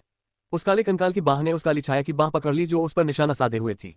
कंकाल ने छाया को खींचा जो एक इलास्टिक बैंड की तरह बाहर की ओर फैली, जिसमें से एक इंसान निकला। कंकाल ने अपने दूसरे हाथ से इंसान की छाती में छुरा घोंपा। छुरा घोंपने से ज्यादा इसे शरीर को दो हिस्सों में काटना कहा जाना चाहिए। जैसे ही अंगुलियों ने संपर्क किया, शरीर दो हिस्सों में बंध गया। वह उम्मीदवारों में से एक है। जब वह व्यक्ति काम कर चुका तो कंकाल उस युवक की ओर मुड़ा जो अभी भी फर्श पर पड़ा था। वह तुरंत पलटा और पूरी गति से भागने लगा। कंकाल भी उसके पीछे पीछे चलने लगा। कंकाल को उसके पास पहुंचने में 1 मिनट भी नहीं लगा। जब उसे लगा कि उसका सिर उड़ने वाला है तो कंकाल रुक गया। उसने पलटकर दूसरी दिशा में देखा जहां एक महिला खड़ी होकर ये दृश्य देख रही थी। कंकाल की नजर पड़ते ही वह डर से कांप उठी। इससे पहले कि वह कुछ कर पाती, कंकाल आया और उसका सिर काट डाला। पहला लक्ष्य अचंभित रह गया। उसने मौके का फायदा उठाकर पलटकर दूसरी दिशा में भाग लिया। हालांकि इस असामान्य व्यवहार से केवल वे ही हैरान नहीं थे, बल्कि प्रक्षेपण के माध्यम से ये सब देख रहे बुजुर्ग भी उतने ही हैरान थे। प्रक्षेपण में वे काले प्रकाश का एक बड़ा गोला चमकता हुआ देख सकते हैं जो काले कंकाल की स्थिति और गति को दर्शाता है। पार्श्व प्रक्षेपण में वे काले कंकाल के कारनामों को भी देख सकते हैं। यह इतना अजीब व्यवहार क्यों कर रहा है? एक बुजुर्ग ने असमंजस में पूछा। इस बीच एक अन्य बुजुर्ग पहले ही समाधान पर पहुंच चुका है। उन्होंने कुछ सूचियां प्रस्तुत की जिनसे पॉकेट आयाम के अंदर मारे गए छात्रों की संख्या का पता चला। काला कंकाल अपने आसपास के सबसे मजबूत जीवित शिकार को उठा रहा है। 2 उम्मीदवारों सैम और क्रो में से बाद वाले ने पॉकेट आयाम में अधिक शिकार किए हैं। इसलिए भले ही सैम ने सीधे तौर पर उसकी प्रगति को बाधित किया, लेकिन वह दृढ़ता से क्रो के पीछे चला गया। एक बार जब वे गायब हो गए तो आसपास कोई जीवित शिकार न होने के कारण उसने आसपास खोज शुरू कर दी। जैसे ही कोई जीवित शिकार उसके राडार में दिखाई देता वह उसी दिशा में चला जाता। उन 2 बच्चों के बीच छाया बच्चे ने अधिक शिकार किए थे, इसलिए वह उसके पीछे पड़ गया, भले ही दूसरा बच्चा आसान लक्ष्य था। जब दूसरा बच्चा भाग रहा था और कंकाल उसका सिर फोड़ने ही वाला था तो वह महिला रडार पर दिखाई दी जिसने अधिक शिकार किए थे, इसलिए उसने लक्ष्य बदल दिया। बुजुर्गों ने जल्दी ही सारी बातें समझ ली। वे उत्सुक हो गए और अधिक अध्ययन करना चाहते थे। उनमें से एक ने एक अन्य टिप्पणी भी उठाई। काले कंकाल का ऊर्जा घनत्व ये निष्क्रिय होने पर नहीं बदलता है। ये केवल तब बदलता है जब ये किसी जीवित प्राणी को मारता है। और ऐसा लग रहा था कि इसमें गुणात्मक परिवर्तन भी हुआ है। हमारी निगरानी ऊर्जा के संकेतों को स्पष्ट रूप से नहीं पहचान पाती। उस मामले में हम बेहतर विश्लेषण कर सकते थे। सभी बुजुर्ग सिर्फ निगरानी मोड में नहीं बल्कि रिसर्च मोड में लग रहे थे। वे सिर्फ पॉकेट आयाम के साथ साथ कंकालों में होने वाले बदलावों पर ध्यान केंद्रित कर रहे थे। उन्हें प्रतिभागियों के जीवन में कोई दिलचस्पी नहीं दिखती और उनकी जिज्ञासा को और पुष्ट करने के लिए मानचित्र में एक और काला बिंदु दिखाई दिया। पॉकेट आयाम के एक अलग कोने में एक गोरिल्ला कंकाल एक काले कंकाल में बदल गया है। यह विशालकाय कंकाल की तुलना में बहुत तेज और बहुत अधिक फुर्तीला है और इसकी हत्या के तरीके भी बहुत अधिक क्रूर हैं। यह विशालकाय कंकाल जैसा ही व्यवहार करता था, ये भी उस लक्ष्य की ओर जाता था जिसकी मारक संख्या अधिक होती थी। पहले 2 काले कंकालों के प्रकट होने के कुछ ही मिनटों के भीतर तीसरा कंकाल पॉकेट आयाम के एक अलग कोने में प्रकट हुआ। उनके पैटर्न को देखते हुए वे जल्द ही पॉकेट आयाम में सभी को मार देंगे जब तक कि कोई जीवित प्राणी नहीं बचेगा। जबकि ये काले कंकाल पॉकेट आयाम पर बेकाबू होकर भाग रहे हैं, सैम कौवे को सुरक्षित स्थान पर ले आया। बाद वाला अभी भी सदमे में है। उसका शरीर कांप रहा है जबकि वह भीग रहा है अपना पसीना। सैम ने अपनी आंखें बंद कर ली और अपनी भय की स्थिति से निपटने के लिए अपनी आत्मिक ऊर्जा का प्रयोग किया। तुम ठीक हो, इससे बाहर निकलो। कौवे ने गहरी सांस ली और अपने होश में आया। वह चीज, यह क्या है? मुझे नहीं मालूम, लेकिन मेरा अनुमान है कि यह कंकाल प्राणियों में विकास का नवीनतम चरण है इस जगह, और यह बहुत शक्तिशाली है। तुम भाग्यशाली हो कि मैं तुम्हारे बगल में था। अगर मैं वहां नहीं होता तो तुम्हारा सिर तुम्हारी गर्दन से अलग हो जाता। मुझे पता है, धन्यवाद। वह प्राणी, उसमें बहुत अजीब ऊर्जा थी। वह बहुत दुष्ट लग रहा था। मुझे ये भी नहीं पता कि ऐसा क्यों लग रहा था। मेरा अनुमान है कि यह आसपास के वातावरण की रक्तपिपासा तथा उसमें संचित ऊर्जा का परिणाम है। मैं सोच रहा था कि आखिर हुआ क्या था। इसने छात्रों के शरीर पर उतना आक्रमण नहीं किया जितना कि मुझे उम्मीद थी। मुझे लगता है कि यह कंकालों तक जा रहा है। अब हमें क्या करना चाहिए? वह चीज तुमने बनाई है? नहीं, मैंने तो केवल इसकी निर्माण प्रक्रिया को गति दी है। मैं किसी ऐसी चीज का श्रेय नहीं लेना चाहता जो मैंने नहीं की। अब सवाल यह है कि हमें क्या करना चाहिए। हमें बस वही करना है जो हम पहले करते आ रहे थे, वह भी तब जब आप निश्चिंत हो सकते हैं कि आप अपनी पैंट में पेशाब नहीं करेंगे। ये सचमुच मजेदार है। मैं जानता हूं कि ऐसा नहीं है। मेरी चिंता गंभीर थी। ठीक है, अगर आपको लगता है कि यह ठीक है तो चलो आगे बढ़ें और शिकार जारी रखें। ठीक है, बस सावधान रहना। हम विशालकाय कंकाल के और करीब जाएंगे, ये देखने के लिए कि यह कैसे काम करता है। मैं किसी भी समय तुम्हें लड़ाई से बाहर निकाल सकता हूँ। कोई बात नहीं। सैम फिर क्रो को अपने अगले लक्ष्य पर ले गया। ये लक्ष्य काले कंकाल के करीब था और सैम ने शुरू किया। जैसा कि सैम ने अनुमान लगाया था, उसे क्रो को कई बार लड़ाई से बाहर निकालना पड़ा और इसके माध्यम से वह प्रोजेक्टर स्क्रीन के माध्यम से बुजुर्गों द्वारा किए गए हर काम को देखने में सफल रहे। जैसे जैसे समय बीतता गया और काले कंकाल की ऊर्जा घनत्व और प्रकृति बदलती गई और उस परिवर्तन ने एक विशिष्ट व्यवहार को उकसाया। पहले तो ये बहुत ही सूक्ष्म था, हालांकि उन्होंने जल्द ही पैटर्न को पहचान लिया। इसके साथ ही ऊर्जा प्रकृति में परिवर्तन अपने आप में किसी और बात का बड़ा संकेतक है, जिससे उन्हें यह अनुमान लगाने में मदद मिली कि 24 घंटे की समय सीमा के अंत तक इस पॉकेट आयाम की अंतिम तस्वीर क्या होगी। जब सैम ने काले कंकालों का अध्ययन किया तो बाहरी दुनिया में एकदम खामोशी छा गई। जिन बुजुर्गों ने काले कंकालों की जटिलता और संभावित खतरे को समझा, उन्होंने तुरंत संबंधित अकादमियों के डीन को खबर दी। बेशक भले ही उन्होंने ऐसा न किया हो, क्योंकि हर कोई पहले से ही प्रतियोगिता का लाइव प्रसारण देख रहा था, इसलिए उन्हें भी समझ में आ गया कि वहां क्या हो रहा है। हो सकता है कि उनके पास इन बुजुर्गों जैसी समझ न हो। उन्हें ऊर्जा घनत्व, परिवर्तन पैरामीटर और ऐसी ही अन्य चीजों के बारे में पता नहीं है, लेकिन उनकी अनुभवी नजर ने इस तथ्य को पकड़ लिया कि ये काले कंकाल अन्य कंकालों की तुलना में बहुत ज्यादा मजबूत है। उन्होंने इन काले कंकालों के हत्या पैटर्न की भी पहचान की। उनके पास सटीक आंकड़े नहीं थे, लेकिन उन्होंने छात्रों की हत्याओं पर नजर रखी और वे समझ गए कि क्या हो रहा है। वे इतने मूर्ख भी नहीं है कि यह न जानते हो कि अंतिम परिणाम क्या होगा। इसलिए हर कोई घबरा गया है और ओलाफ को गुप्त संदेश भेजकर पूछ रहा है कि वह देखे कि पॉकेट आयाम अभी भी सुरक्षित है या नहीं। ओलाफ भी थोड़ा दबाव महसूस कर रहा है। उन्होंने निगरानी के प्रभारी एक बुजुर्ग को बुलाया और पूछा, पॉकेट आयाम के ऊर्जा स्तर क्या है? क्या वे बलपूर्वक स्थानांतरण के लिए उपयुक्त हैं? बुजुर्ग ने अपने होंठ भींच लिए। यह प्रतिक्रिया ओलाफ को बिना कुछ कहे ही उत्तर समझाने के लिए पर्याप्त थी। मुझे ये गारंटी दी गई थी कि आपातकालीन स्थिति उत्पन्न होने पर, चाहे पॉकेट आयाम के अंदर कुछ भी हो जाए, दूसरी कक्षा के छात्रों को बाहर निकालने में कोई समस्या नहीं होगी। ऐसा लगता है कि ये काले कंकाल स्पष्ट रूप से ऐसी आपात स्थिति पैदा करने में सक्षम है। अब आप कह रहे हैं? नहीं, आप कुछ भी नहीं कह रहे हैं। बेहतर होगा कि आप इसके लिए कोई अच्छा स्पष्टीकरण दें। सर, जब हमने पॉकेट आयाम का परीक्षण किया तो हमने पॉकेट आयाम को उसकी सीमा तक धकेलने के लिए मृत्युदंड की सजा पाए उम्मीदवारों और जानवरों का उपयोग किया। चाहे हमने कोई भी परिदृश्य बनाया हो, जीव केवल बैंगनी स्तर तक ही पहुंचे। हालांकि हमने कभी यह अनुमान नहीं लगाया था कि जीव, चाहे मनुष्य हो या जानवर, हमेशा जीवों का विरोध करने की कोशिश करते हैं। हालांकि इस बार सैम नाम के व्यक्ति ने जीवों की संख्या और स्तर दोनों को बढ़ाने के लिए परिस्थितियां बनाई। उनके विकास के लिए पहले से ही माहौल बहुत अनुकूल है, लेकिन इस आदमी ने इसे अनुकूलित कर दिया। हमने कभी सपने में भी नहीं सोचा था कि ऐसा कुछ हो सकता है, इसलिए हम इसके लिए तैयार नहीं हैं। क्या तुम्हें ये कहते हुए शर्म नहीं आती? तुमने पहले भी आपातकालीन स्थानांतरण में कठिनाइयों का अनुभव किया है। तुम्हारी घटिया जांच के बावजूद क्या तुम्हें और अधिक तैयारी नहीं करनी चाहिए थी? अगर तुम्हारा दिमाग इतना उलझा हुआ है तो मैं तुम्हें अपने शोध के लिए इतने संसाधन क्यों दे रहा हूँ? आप लड़ाई के लिए अच्छे नहीं हैं, आप अग्रिम पंक्ति में काम नहीं करते हैं। जब अकादमियों पर हमला होता है तो आप विरासत को संरक्षित करने के नाम पर बच निकलते हैं, और अब जो एक काम आपको करना चाहिए उसमें आप विफल हो रहे हैं। उस छोटे आयाम के अंदर हमने अकादमी क्षेत्र की सभी अकादमियों के स्टार बच्चों को फंसा लिया। उनमें से आधे से अधिक की मृत्यु हो चुकी है तथा शेष आधे गंभीर रूप से घायल हो चुके हैं। जो भी अंदर बचा है वह सर्वश्रेष्ठ है। वे प्रतिभाएं हैं जिन्हें अगले साल के टूर्नामेंट के लिए तैयार किया जा रहा है। सोलो कॉम्बैट में इन अकादमियों को हुए नुकसान के बाद क्या आपको लगता है कि वे इन अकादमियों को भी जाने देंगे? मुझे खेद है सर, हम कोई रास्ता सोचेंगे। ओलाफ के कुछ बोलने से पहले ही बुजुर्ग व्यक्ति मुड़कर चला गया। वह बहुत ज्यादा घबराया हुआ है। पॉकेट आयाम इतना नया है कि उन्होंने इसका नाम भी नहीं रखा। ओलाफ और दूसरे डीन ने इस आयाम के टूर्नामेंट से ठीक पहले दिखने के सहयोग को बहुत गंभीरता से लिया। उन्होंने इसे टीम प्रतियोगिता मैदान बनाने का निर्णय लिया। बार बार परीक्षण करने के बाद उन्हें पता चला कि खतरे का स्तर अंदर जाने वाले लोगों पर निर्भर करता है। बहुत सारे शोध और संसाधनों के साथ वे एक रास्ता निकालने में कामयाब रहे। उन्होंने पॉकेट आयामों कोर में टैप किया और एक ऐसा गठन बनाया जिससे उन्हें इसकी लाइव निगरानी करने की अनुमति मिली। उन्होंने बहुत अधिक खर्च किया, खासकर जब वे हब और सैम द्वारा बनाए गए संकट में थे। चूंकि उन्हें नहीं पता था कि खतरे का स्तर क्या हो सकता है और इससे किस तरह का संकट पैदा हो सकता है, इसलिए उन्होंने एक आकस्मिक योजना जोड़ने का भी फैसला किया। एक स्थानिक स्थानांतरण सुविधा जिसका इस्तेमाल आपात स्थितियों में किया जा सकता है। टोकन के माध्यम से भागने और आत्मसमर्पण करने के अलावा उन्होंने एक पिछला दरवाजा अंतरिक्ष गेट भी जोड़ा। इससे उन्हें उम्मीदवार को बलपूर्वक बाहर निकालने में मदद मिलती है। हालांकि उन्होंने इस प्रक्रिया में कुछ प्रतिरोध भी देखा। खतरे के स्तर के आधार पर यह प्रतिरोध बढ़ता है। वायलेट स्तर पर उन्हें पहले से ही बहुत प्रतिरोध का सामना करना पड़ा था। वे अंदर से लोगों को वापस लाने में लगभग असफल रहे। हालांकि अब ब्लैक लेवल ने उन्हें पूरी तरह से रोक दिया है। जब ब्लैक स्केलेटन सामने आया तो हर अकादमी के सभी वरिष्ठ लोग थोड़ी घबराहट में आ गए। वे अपने उम्मीदवारों को खोना नहीं चाहते थे और संदेश भेजते रहे। जिस तरह से चीजें चल रही हैं उससे लगता है कि उन्हें अपने उम्मीदवारों को वापस बुलाने में बस कुछ ही मिनट लगेंगे। हालांकि पिछले दरवाजे की व्यवस्था के बिना वे उन्हें बाहर नहीं ला पाएंगे। उन्होंने थोर से बस यही प्रार्थना की कि कोई भी अपना नाम वापस न ले। हालांकि शायद उनकी प्रार्थनाओं पर ठंडा पानी फेंकने के लिए ठीक उसी क्षण अंदर कुछ और हुआ। एक सांप के कंकाल ने उत्पात मचाना बंद कर दिया और उसकी ऊर्जा का रंग बदलना शुरू हो गया। चौथा काला प्राणी। अब तक अधिकांश लोगों ने काले कंकालों को देखा और समझा कि यह क्या है। धमकी। 24 घंटे की समय सीमा के लिए बस कुछ ही घंटे बचे हैं। इसलिए उन्होंने अपने दिलों को मजबूत किया और पॉकेट आयाम के अंदर रहने की कोशिश की, जबकि वे काले रंग से बचते रहे। कंकाल। लेकिन चौथे प्राणी ने संकेत दिया कि 5वां, 6ठा और 7वां भी हो सकता है। बेशक उनमें से सभी के पास इन जीवों से पूरी तरह दूर रहने का साधन नहीं है। हेफेस्ट अकादमी का एक छात्र पर्याप्त तेज नहीं था और वह 3 तरफ फैले कंकालों के झुंड और एक तरफ काले कंकाल के बीच फंस गया। कंकाल ने उसे इतनी बुरी तरह मारा कि वह टोकन भी नहीं निकाल सका और भाग नहीं सका। वह अचेतन है क्योंकि काले कंकाल ने उसके सिर पर जानलेवा हमला किया है।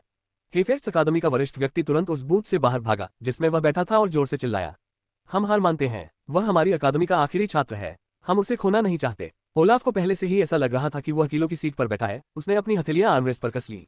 उठते ही उसने उन्हें एक पल में कुचल दिया। वह निरीक्षण के प्रभारी बुजुर्गों द्वारा रखे गए अंधेरे कमरे की ओर चला गया। हेफेस्ट अकादमी ने वापसी की अपील की है। उनका उम्मीदवार उस विशालकाय काले कंकाल के हाथों में है। किसी कारण से वह उसे मारने के बजाय उसके साथ खेल रहा है।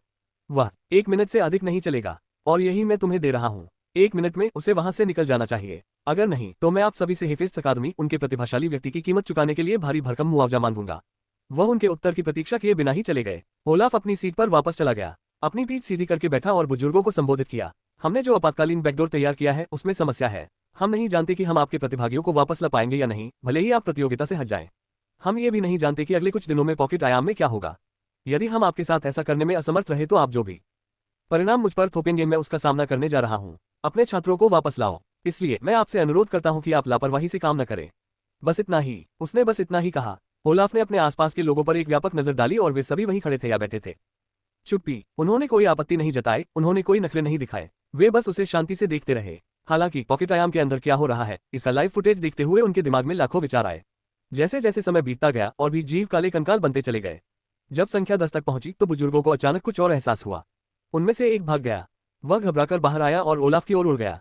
सर, कुछ हुआ। ओलाफ ने उसे उसी ठंडी निगाह से देखा। उसने जरा सी भी भावना या आक्रोश नहीं दिखाया। उसके चेहरे पर चिंता थी। बुजुर्ग पसीने से लथपथ है। वह खुद को बोलने के लिए तैयार नहीं कर पा रहा है।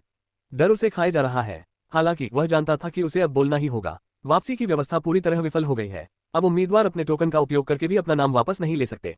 वे वहीं फंस गए हैं जब तक कि पॉकेट की शर्तें पूरी नहीं हो जाती। आयाम मिल जाने पर वे बाहर नहीं आ सकेंगे। संपूर्ण शांति। जेब के अंदर आयाम। सैम और अन्य प्रतिभागियों को बाहर हो रहे शांत शोरगुल का पता नहीं है।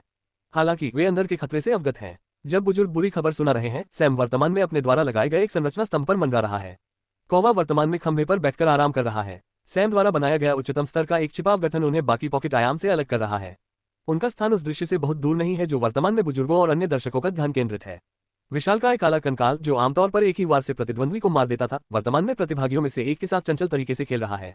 हालांकि उसके चेहरे पर किसी भी तरह की अभिव्यक्ति नहीं थी, लेकिन शारीरिक हाव भाव से पता चलता था कि वह निश्चित रूप से खेल रहा था। सैम उसे देख सकता था। वह छात्र जिसके साथ खेल खेला जा रहा था वह भी उसे देख सकता था। आसपास के अन्य लोग इसे देख सकते थे और यहाँ तक कि पॉकेट आयाम के बाहर बैठे दर्शक भी इसे देख सकते थे। ये काले कंकालों के पहले के व्यवहार की तुलना में बहुत बड़ा व्यवहारिक परिवर्तन है। उन्होंने सोचा नहीं, उन्होंने सिर्फ उस जीव को निशाना बनाया जिसने सबसे ज्यादा शिकार किए थे। अब वे इधर उधर खेल रहे हैं। सैम ने जो एकमात्र कारण देखा वह ऊर्जा घनत्व और ऊर्जा गुणवत्ता में परिवर्तन था। अपनी सभी उन्नत इंद्रियों के साथ वह केवल यही अनुमान लगा सका। कंकालों में रक्त की लालसा अधिक परिष्कृत और अधिक लचीली हो गई। इसका मतलब है कि कंकाल अपनी इच्छा से इसे नियंत्रित कर रहे हैं, जो कि अनियंत्रित और बेलगाम रक्त पिपासा की तुलना में हमेशा एक बुरी बात है। उन्होंने एक और बात भी नोटिस की, भागने के टोकन की विफलता। वह उम्मीदवार जो वर्तमान में काले विशाल कंकाल के दुरुपयोग के अधीन है, उसने प्रतियोगिता से हटने के लिए पहले ही अपने भागने के टोकन का उपयोग किया है। हालांकि वह छोड़ने में सक्षम नहीं था। उसे वह सक्शन फोर्स महसूस नहीं हुआ जो उसे बाहर भेज सकता था। निराशा ने उसे अंधेरे की चादर की तरह घेर लिया। शायद उसके दिल और दिमाग ने यह एहसास कर लिया था कि वह मौत के दरवाजे पर है। उन्होंने काम करना बंद कर दिया था। उसकी छाती में जकड़न हो गई और उसका दिमाग सुन्न हो गया। वह मरने के अलावा कुछ और नहीं सोच पा रहा था। वह मरना चाहता था। कम से कम उसके दिमाग ने तो यही कहा था। यह उसे मौत की इच्छा के बारे में बता रहा है। हालांकि चाहे वह कितना भी इंतजार करे, मौत नहीं आ रही है। विशालकाय कंकाल उसके साथ खेलता रहा। उसने नियंत्रित शक्ति से उस पर वार किया और जमीन पर गिरने से पहले ही उसे पकड़ लिया। फिर उसने उसके पेट में हल्के से वार किया, जिससे उसके अंदरूनी अंग हिलने लगे। उसने अपनी हड्डियों जैसी उंगलियों से उसके स्नायु बंधन को फाड़ दिया। उसे पहले कभी न महसूस हुआ ऐसा दर्द महसूस हुआ, क्योंकि विदेशी ऊर्जा उसके शरीर को तबाह कर रही थी। उसके शरीर की हर कोशिका को बहुत चोट पहुंची और वह धीरे धीरे उस दर्द को अपने अंदर समाता हुआ मर गया। सैम नीचे आया और क्रो से बात की। स्थिति थोड़ी नियंत्रण से बाहर हो रही है। मैं चाहता हूं कि आप अब अतिरिक्त सावधान रहें। क्यों? क्या हो रहा है? टोकन की निकासी प्रणाली विफल हो गई है। आप पॉकेट आयाम को तोड़कर उससे बाहर नहीं निकल सकते। इस बात की पूरी संभावना है कि अकादमियों की बलपूर्वक आकस्मिकता प्रणाली ने भी काम करना बंद कर दिया हो। अगर यह काम करता तो वे उस आदमी को यहां से बाहर निकाल लेते। इसका मतलब है कि हमें इस पॉकेट आयाम से बाहर निकलने का स्वाभाविक रास्ता खोजना होगा। कौवा थोड़ा घबरा गया। उसने उन काले कंकालों का प्रकोप देखा था। वह जानता था कि खतरा वास्तविक है। ये पूरा मामला बहुत दिलचस्प हो गया। सैम ने मन ही मन कुछ कहा जब उसने काले कंकाल को एक बार फिर अपने अगले लक्ष्य की तलाश में घूमते देखा। आपने इसे बहुत दिलचस्प बना दिया। क्रो ने सैम को सही किया और सैम ने जवाब में केवल कंधे उचका दिए। मुझे यकीन है कि दूसरों ने भी ये देखा होगा। आपको क्या लगता है वे क्या करने जा रहे हैं? कौवा ने पूछा। क्यों सोचना, मैं तो पहले से ही उनकी हरकतें देख रहा हूँ। कुछ लोग इकट्ठे हो रहे हैं। इस समय 2 समूह बने हुए हैं और बहुत संभावना है कि वे एक हो जाएं। जल्द ही एक। काले कंकालों की संख्या बढ़ती जा रही है। हमारे पास पहले से ही 6 हैं। मेरे गहनों और सामान्य रूप से वातावरण की सहायता से वे बढ़ते रहेंगे। कोई भी व्यक्ति उनसे व्यक्तिगत रूप से निपटने का कोई तरीका नहीं है। कोई न कोई इन प्राणियों के खिलाफ लड़ाई के लिए शेष सभी उम्मीदवारों को एकजुट करने की कोशिश करेगा। तो फिर क्या हम भी उनमें शामिल हो रहे हैं? हम देखेंगे। सैम एक पल के लिए रुक गया। वह अपनी आंखों से किसी चीज को देख रहा था और उसके चेहरे पर मुस्कान आ गई। चल दर, कहाँ जाना है? काले कंकालों में से एक को रश्मा का स्थान मिल गया है। आप इसे देखना चाहेंगे। वे दोनों आगे बढ़े। जल्द ही वे रश्मा के स्थान पर पहुंच गए। जब वे पहुंचे तब तक ब्लैक कंकाल और रश्मा पहले से ही उलझे हुए थे। उनके सामने का दृश्य देखकर सैम मुस्कुराया और कौवा का मुंह खुला का खुला रह गया। यह क्या बकवास है? कौवा चौंककर जोर से चिल्लाया। इस समय रश्मा एक काले कंकाल के साथ सीधे वार करते हुए पटक दी गई है। ये कंकाल गोरिल्ला कंकाल है जो दूसरे स्थान पर बदल गया। ये सभी काले कंकालों में सबसे मुश्किल भी है। सैम के अनुसार कंकाल, हालांकि रश्मा उसकी गति से मेल खाती है और उसके साथ सीधे सीधे मारपीट करती है। दोनों ने एक दूसरे पर बिना किसी रोक टोक के वार किए। रश्मा ने बिना किसी भाव भंगिमा के उन मुखों को झेल लिया। उस जंगली मुस्कान के अलावा उसके चेहरे पर दर्द का एक भी भाव नहीं है। इसलिए जबकि काला कंकाल उस मुस्कान को भेदने में भी विफल रहा, दूसरी ओर रश्मा ने कंकाल के चारों ओर उस मोटी और सघन ऊर्जा को भेद कर हड्डियों से संपर्क बनाया। हर मुक्का के साथ काले कंकाल पर एक दरार दिखाई दी और उसकी स्थिर ऊर्जा उस दरार को ठीक करने के लिए उतार चढ़ाव करती रही। ये बहुत तेजी से ठीक हो रहा है और अपनी मूल स्थिति में वापस आ रहा है, बहुत जल्दी। लेकिन ये स्पष्ट रूप से धीमा हो रहा है। रश्मा के तेज और सटीक हमले दरार को चौड़ा कर रहे हैं इससे पहले कि वे महसूस कर सके। उसने सिर्फ प्राणी के दाहिने कंधे को निशाना बनाया और उसी जगह पर प्रहार करती रही। अब तक किसी भी व्यक्ति ने काले कंकाल के साथ ऐसा भयंकर आदान प्रदान नहीं दिखाया है। यहाँ तक कि जब सैम ने इसे रिकॉयल शैली के साथ लात मारी तो वह अधिक से अधिक इसे एक तरफ धकेलने और इसकी दिशा को मोड़ने में कामयाब रहा। वह इसे तोड़ने में कामयाब नहीं हुआ। और यही वह समय था जब विशालकाय काला कंकाल अभी अभी बना था। इस छोटे से समय में ये बहुत बड़ा हो गया है। तारांकन बम बम बम। आदान प्रदान जारी रहा। रश्मि की मुस्कुराहट वैसी ही बनी रही जैसे वह बराबरी की लड़ाई की भावना में आनंदित हो रही थी। उस परमानंद की अवस्था में उसने कंकाल के कंधे को धक्का दिया, लेकिन दूसरे पक्ष ने इसका अनुमान लगा लिया था और उसके गिरने से पहले ही उसने उसका हाथ पकड़ लिया। रश्मा ने उस पकड़ का लाभ उठाया और कंधे पर निशाना साधते हुए 2 पैरों से किक मारने के लिए उछल पड़ी। तारांकन दरार। पैर कंकाल के आर पार हो गए और लक्षित जोड़ चूर्ण विकसित हो गया। कंकाल का हाथ टूटकर गिर गया। उसकी कॉलर बोन और कंधे की हड्डी टुकड़ों में बिखर गई। पहली बार काले कंकाल की गति धीमी हुई। जैसे ही हाथ पीछे गया, सैम ने देखा कि इसकी ऊर्जा अवशोषण की गति बहुत धीमी हो गई है। आमतौर पर जब कोई कंकाल टूटता है तो उसकी ऊर्जा अवशोषण और क्षमता बढ़ जाती है। क्षमता में वृद्धि नहीं हुई। ये लगभग संतृप्ति की तरह है। रश्मा एक तरफ खड़ी होकर कुछ अन्य कंकालों को तोड़ रही थी, जबकि वह काले कंकाल के पुनः एकत्रित होने का इंतजार कर रही थी।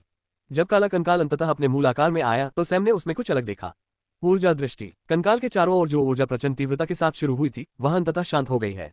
तीव्रता ये शांत है और कंकाल में घूम रही है, ठीक वैसे ही जैसे एक साधक की आध्यात्मिक ऊर्जा होती है। इसकी गति या तीव्रता में केवल तभी परिवर्तन होता है जब कंकाल हिलता है, जो कि भी महत्वपूर्ण है। एक कृषक के समान सैम ने कुछ और भी देखा। कंकाल के केंद्र में ऊर्जा का एक लाल संतृप्त पिंड दिखाई दिया। ये केवल ऊर्जा दृष्टि के माध्यम से ही दिखाई देता था और उन्हें यकीन है कि यह पहले वहां नहीं था।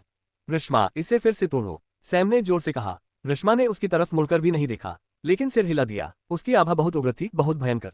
पहले की तुलना में घमासान युद्ध के बाद ब्लैक होल में दरारें दिखाई देने लगी। कंकाल फिर से, वह पूरी तरह से हाथापाई पर उतर गई। जैसे ही उसने उत्पात मचाया, जल्द ही हाथ फिर से टूट गया। वह लगभग, पीछे हटो और उसके ठीक होने का इंतजार करो। लेकिन सैम बोल पड़ा, मत करो, इसे खत्म कर दो। मैं चाहता हूं कि तुम इसकी पसलियों और रीढ़ की हड्डी को भी तोड़ दो। रश्मा ने कोई प्रतिक्रिया नहीं दी। इसके बजाय वह कंकाल पर झपटी और उसे फाड़ना शुरू कर दिया। उसके मुकों ने जल्द ही उन लक्ष्यों को नष्ट कर दिया जिन्हें सैम नष्ट करना चाहता था। कंकाल जमीन पर पड़ा है, टुकड़ों में। काला कंकाल टुकड़ों में जमीन पर पड़ा है। पुनर्जनन के कोई संकेत नहीं है। इसके वापस आकार में आने के कोई संकेत नहीं है। पॉकेट आयाम में आने के बाद पहली बार एक कंकाल वास्तव में नष्ट हो गया था। जैसे ही कंकाल नष्ट हुआ, सैम ने चाल चल दी। तारांकन स्वूश स्वूश, तारांकन बूम। रश्मा, जिसने अभी अभी एक महत्वपूर्ण प्रतिद्वंद्वी को समाप्त किया था, ने भी एक चाल चली। उसने खाली हवा में सीधे आगे की ओर मुक्का मारा। उसे आश्चर्य हुआ कि सैम ने वास्तव में उसकी चाल को रोक दिया। वह लगभग उड़ गया था। अगर उसने समय पर उसे नहीं रोका होता तो शायद वह उड़ जाता। उसने उसके हमले को क्यों रोका? उसके मुक्के के मूल प्रक्षेपथ में एक स्तब्ध और स्तब्ध युवती खड़ी थी जो अपोलो की अकादमी से है। वह पसीने से लथपथ है, कांप रही है, जैसे कि उसे सबसे कठोर और सबसे सफेद सर्दियों में फेंक दिया गया हो। सैम ने उसकी ओर देखा और कहा, आपको कोई भी कदम उठाने से पहले 2 बार सोचना चाहिए। सिर्फ इसलिए कि आपकी टीम के अन्य 2 सदस्य मूर्खता के कारण मर गए, इसका मतलब यह नहीं है कि आपको भी उनके जैसा ही रास्ता अपनाना चाहिए।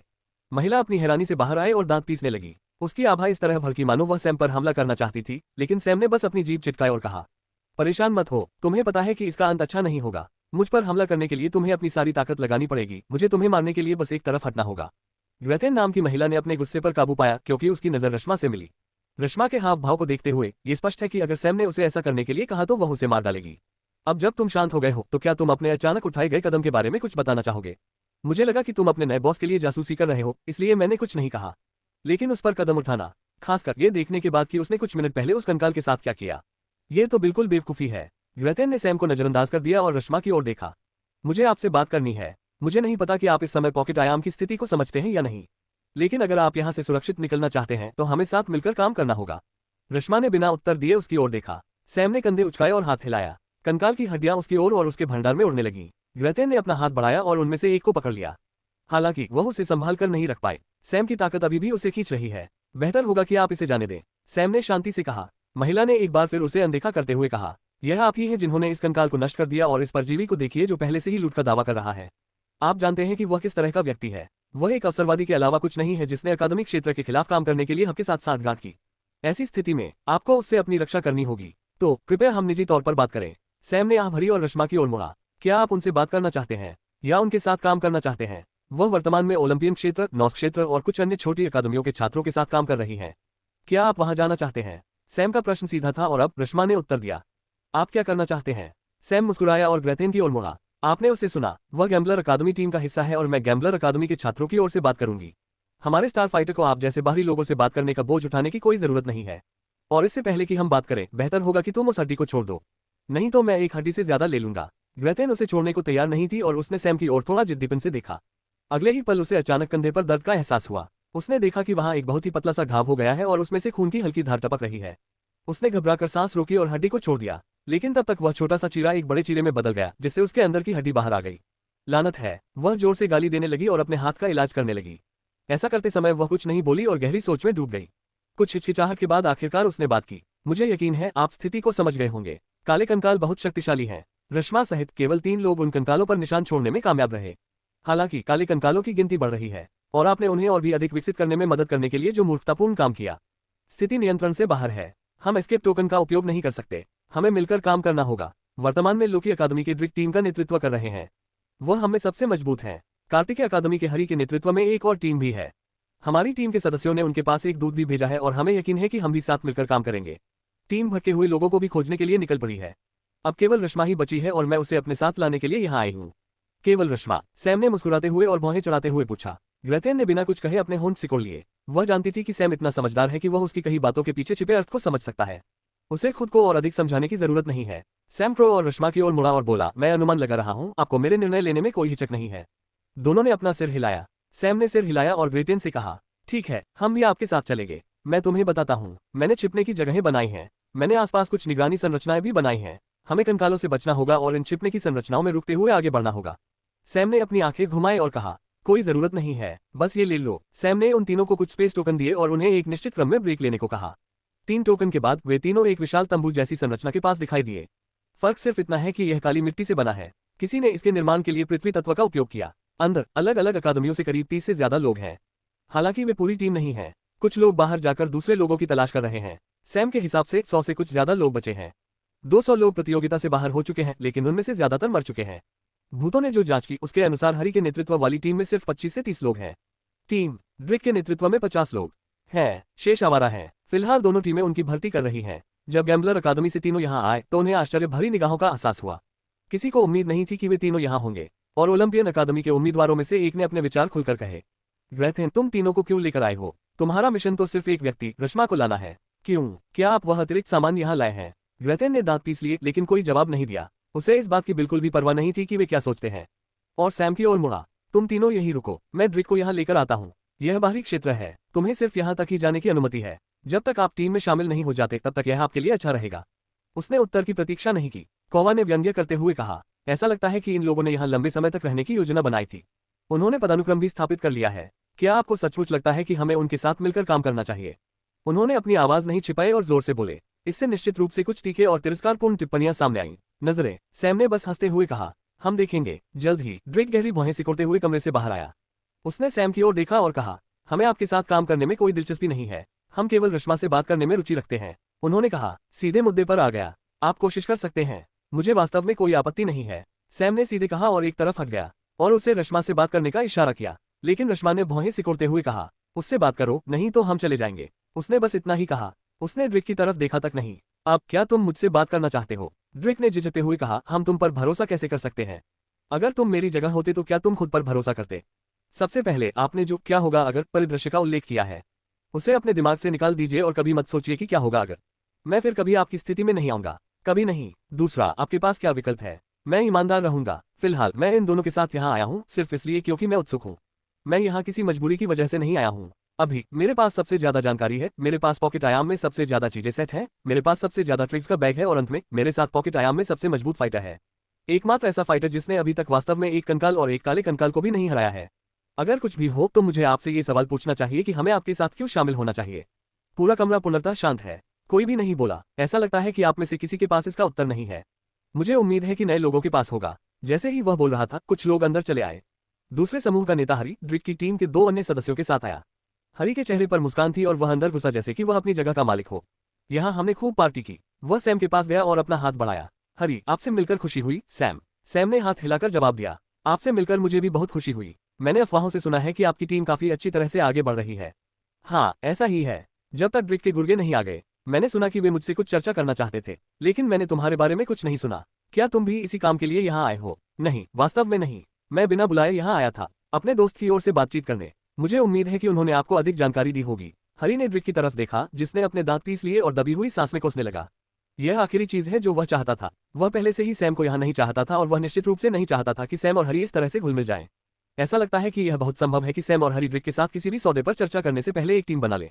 इससे उनके लिए निष्कर्ष पर पहुंचना आसान हो गया। तुम दोनों मेरे साथ आओ। रश्मा, तुम भी हमारे पीछे आओ। सैम, रश्मा, हरी और ड्रिक सभी एक कमरे में चले गए। यह एक सामान्य बैठक कक्ष है जिसमें एक बड़ी गोल मेज और कुर्सियां हैं। सैम ने अपनी मेज को देखा और हंसा। आप लोग यहाँ लंबे समय तक रहने की योजना बना रहे हैं। आखिर आपको क्या हो गया है? वह वास्तव में भ्रमित है। ऐसा लगता है कि इन लोगों ने अपनी किस्मत को बहुत आसानी से स्वीकार कर लिया। अगर वे जाने की योजना बना रहे हैं तो वे मीटिंग रूम और अन्य सामान के साथ एक इमारत क्यों बनाएंगे? कुछ घंटे पहले हमारी खुले में बैठक हुई थी। हमारे नेक्रोमेंसी और संरचनाओं के विशेषज्ञों ने दावा किया है कि काले कंकालों को नीचे उतारना लगभग असंभव है। हमें अपना समय यहाँ बिताने की जरूरत है, उनमें से एक को अलग करने और उसका अध्ययन करने की योजना बनानी होगी ताकि कोई रास्ता निकाला जा सके। तब तक हमें यही रहना होगा और यह भी सुनिश्चित करना होगा कि हमारे पास एक बंद जगह हो, ताकि अगर वे हमसे लड़ने की कोशिश करें तो हम सुरक्षित रहें। यह एक रक्षात्मक किले के रूप में भी काम करता है। सैम ने बस कंधे उचका दिए जबकि ड्रिक बोलता रहा। हालांकि ग्रेथेन ने मुझे जो बताया है उसके अनुसार रश्मा ने काले कंकालों में से एक को हराने का तरीका निकाल लिया है। मैंने ये भी सुना है कि वहां आपसे ज्यादा मदद नहीं मिली है। ये सैम के लिए था, जिसने जवाब में केवल मुस्कुरा दिया। मुझे इस बात से कोई आपत्ति नहीं है कि आप ऐसा सोचते हैं। वैसे भी मैं आपसे इससे अधिक की उम्मीद नहीं कर सकता, लेकिन जैसा कि उसने कहा, अगर तुम मुझसे चाहते हो तो तुम्हें मुझसे निपटना होगा। लेकिन फिलहाल मैं तुम लोगों से निपटने के बारे में निश्चित नहीं हूँ। ड्रिक ने एक पल के लिए सैम को नजरअंदाज कर दिया और रश्मा से बात की। क्या तुम्हें वाकई इस आदमी की जरूरत है? वह बहुत बकवास करता है, लेकिन वह नमक के लायक नहीं है। कृपया हमारे साथ सहयोग करें। हमें बताएं कि आप काले कंकालों के बारे में क्या जानते हैं, आपने उनसे कैसे निपटा और आप इस सौदे से कुछ हासिल कर सकते हैं। मैं आपकी ओर से बातचीत भी कर सकता हूँ। रश्मा ने उनकी ओर देखने की भी जहमत नहीं उठाई और सैम से पूछा, क्या हमें इसकी आवश्यकता है? सैम ने उसे कोई उत्तर नहीं दिया और ड्रिक को बताया, ये पुराना हो रहा है ड्रिक, ये लगभग दयनीय है। मुझे नहीं पता कि तुम मेरे बारे में कितना जानते हो, लेकिन तुम्हें पता होना चाहिए कि मैं जितना छोटा हो सकता हूँ उतना छोटा हूँ। तुम लोग लगातार मेरा अपमान कर रहे हो, मैं अभी भी इसे सहन कर रहा हूँ। मुझे दरकिनार करने और उससे निपटने के बारे में एक और शब्द मैं अब और नहीं करूंगा। और मेरा विश्वास करो, इस तरह के अस्थिर वातावरण में तुम मुझे दुश्मन के रूप में नहीं चाहते हो। हरी ने अचानक हस्तक्षेप किया। मैं सैम से सहमत हूँ, मैं नहीं चाहता कि वह मेरा दुश्मन बने। इसलिए ड्रिक, यदि तुम उसके खिलाफ जा रहे हो तो मैं भी तुम लोगों के साथ मिलकर काम नहीं करना चाहता। ड्रिक ने मेज जोर से पटक दी और बोला, ठीक है, ये योजना है। सबसे पहले हम पॉकेट आयाम में सभी को सचेत करेंगे और एक स्थान पर निर्देशित करेंगे जो यहाँ है। एक बार जब हम ये कर लेंगे तो हम काले कंकालों को ट्रैक करना शुरू कर देंगे। हम उनमें से एक को अपने द्वारा बिछाए गए जाल में फंसाएंगे। संरचना विशेषज्ञ जाल का निर्माण इस प्रकार करेंगे कि यह न केवल पूरी तरह से स्थिर रहेगा बल्कि पॉकेट आयाम की बाकी विचित्र ऊर्जा से भी अलग रहेगा। ये लगभग ऊर्जा शून्यता होगी। फिर हमारे मरे हुए विशेषज्ञ वहां प्राणी की जांच शुरू करेंगे। मैंने सुना है कि रश्मा ने काले कंकालों में से एक को मार डाला है। मैं आगे के अध्ययन के लिए उसके कंकाल के टुकड़े भी ले जाऊंगा। एक बार जब हमें इस पर पर्याप्त डेटा मिल जाएगा तो हम एक एक करके जीवों से निपटने की कोशिश करेंगे। ड्रिक ने रुककर बाकी लोगों की ओर देखा। उन्हें उम्मीद थी कि कुछ सवाल होंगे। हेयर ने सबसे आगे बढ़कर जवाब दिया, तो उसके बाद आप क्या योजना बनाने जा रहे हैं? किस लक्ष्य को ध्यान में रखते हुए आप कंकाल का परीक्षण करने जा रहे हैं? इस जगह को छोड़ने का लक्ष्य? मेरे कहने का मतलब यह नहीं था होशियार। तुम उस कंकाल को मारने के लिए क्या करना चाहते हो? मुझे यकीन है तुमने कुछ तरीकों के बारे में सोचा होगा और उनमें से एक ही होगा कि मुख्य भूमिका में ड्रिक ने अपने होठों को दबाया और कहा, हमारा लक्ष्य कंकाल को कणिक स्तर पर नष्ट करना है। हम विभिन्न तरीकों का उपयोग करके कंकाल की प्रत्येक कोशिका को पूरी तरह से विकृत कर देंगे। तो आप इसके पुनर्जनन तंत्र से निपटने की कोशिश कर रहे हैं। आपका विचार है कि पुनर्जनन का आधार कंकाल के एक टुकड़े की पूरी तरह से बरकरार उपस्थिति है और आप ये सुनिश्चित करना चाहते हैं कि कंकाल का कोई भी टुकड़ा अपनी मूल स्थिति में न रहे जिससे इसका पुनर्जनन अमान्य हो जाए।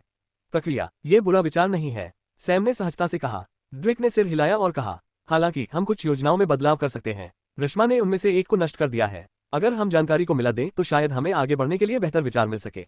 और यदि हम एक साथ काम करेंगे तो सैम उस गठन दल का हिस्सा होगा जो जाल को लागू करते समय कंकाल को पीछे हटने से रोकने का काम करेगा। हरी, तुम रश्मा और मेरे साथ मिलकर आगे की ओर हमलावर बनोगे। जब तक फॉर्मेशन ट्रैप सेट नहीं हो जाता हम काले कंकाल को दबा देंगे। एक बार पहला कैप्चर हो जाने के बाद हम दूसरे और तीसरे पर आगे बढ़ेंगे और इसी तरह आगे बढ़ेंगे। नियमित अंतराल पर मेरी टीम के एक सदस्य ने जो कहा उसके अनुसार कंकालों के उन्नयन के लिए एक पैटर्न है। मुझे यकीन है कि आपने कुछ कंकालों को अपग्रेड होने से पहले उनके चारों ओर बैंगनी रंग के देखा होगा। काले कंकाल बन जाना। कार्य सिद्धांत यह है कि एक निश्चित स्तर पर कंकाल की उपस्थिति। पॉकेट आयाम की ऊर्जा। एक बार जब ऊर्जा एक निश्चित सीमा तक पहुंच जाती है तो काला कंकाल दिखाई देता है। दूसरी सीमा हिट होने पर दूसरा काला कंकाल दिखाई देता है और इसी तरह आगे भी। यदि हम काले कंकालों को पॉकेट आयाम की ऊर्जा से अलग करने में सफल हो जाते हैं तो हमें लगता है हम कर सकते हैं। और अधिक काले कंकाल पैदा करना बंद करो। सैम ने उसे बीच में रोका। हाँ, हम भी यही सोचते हैं। सैम उन सभी को बेवकूफ कहना चाहता था क्योंकि इस पॉकेट आयाम में सबसे स्पष्ट बात यह है कि कंकाल विनाश और पुनर्जनन के साथ मजबूत होते जाते हैं जब तक कि वे काली अवस्था में नहीं पहुंच जाते। एक बार जब वे काले कंकाल के रूप में एक निश्चित सीमा तक पहुंच जाते हैं तो उन्हें नष्ट किया जा सकता है। लेकिन उसने ऐसा नहीं किया। उन्होंने न तो उन्हें बेवकूफ कहा और न ही उन्हें स्पष्ट बात समझाई। हम इसमें शामिल हैं। उन्होंने केवल इतना ही कहा। योजना को तुरंत अमल में लाया गया। हरी को कोई आपत्ति नहीं हुई और उन्होंने अपनी टीम भेज दी। सैम की सलाह पर उन्होंने पॉकेट आयाम में सभी को इकट्ठा किया। उन्होंने काले कंकालों में से एक को भी सीमित कर दिया जो बाकी की तुलना में सबसे दूर और अधिक अलग था। फिर लालच देना शुरू हुआ। ड्रिक ने इस पर पहल की और उसे पहले से तय स्थान पर ले गया जहां अधिकांश संरचना स्थापित की गई थी। यह एक मानव कंकाल है। विशालकाय कंकाल जितना बड़ा नहीं उतना बड़ा नहीं, एक सामान्य मनुष्य जितना छोटा। यह एक बड़े मानव कंकाल जैसा है। एक बार जब ये लालच में आ गया तो रश्मा ने नेतृत्व की स्थिति संभाली। वह कंकाल को नष्ट कर सकती थी।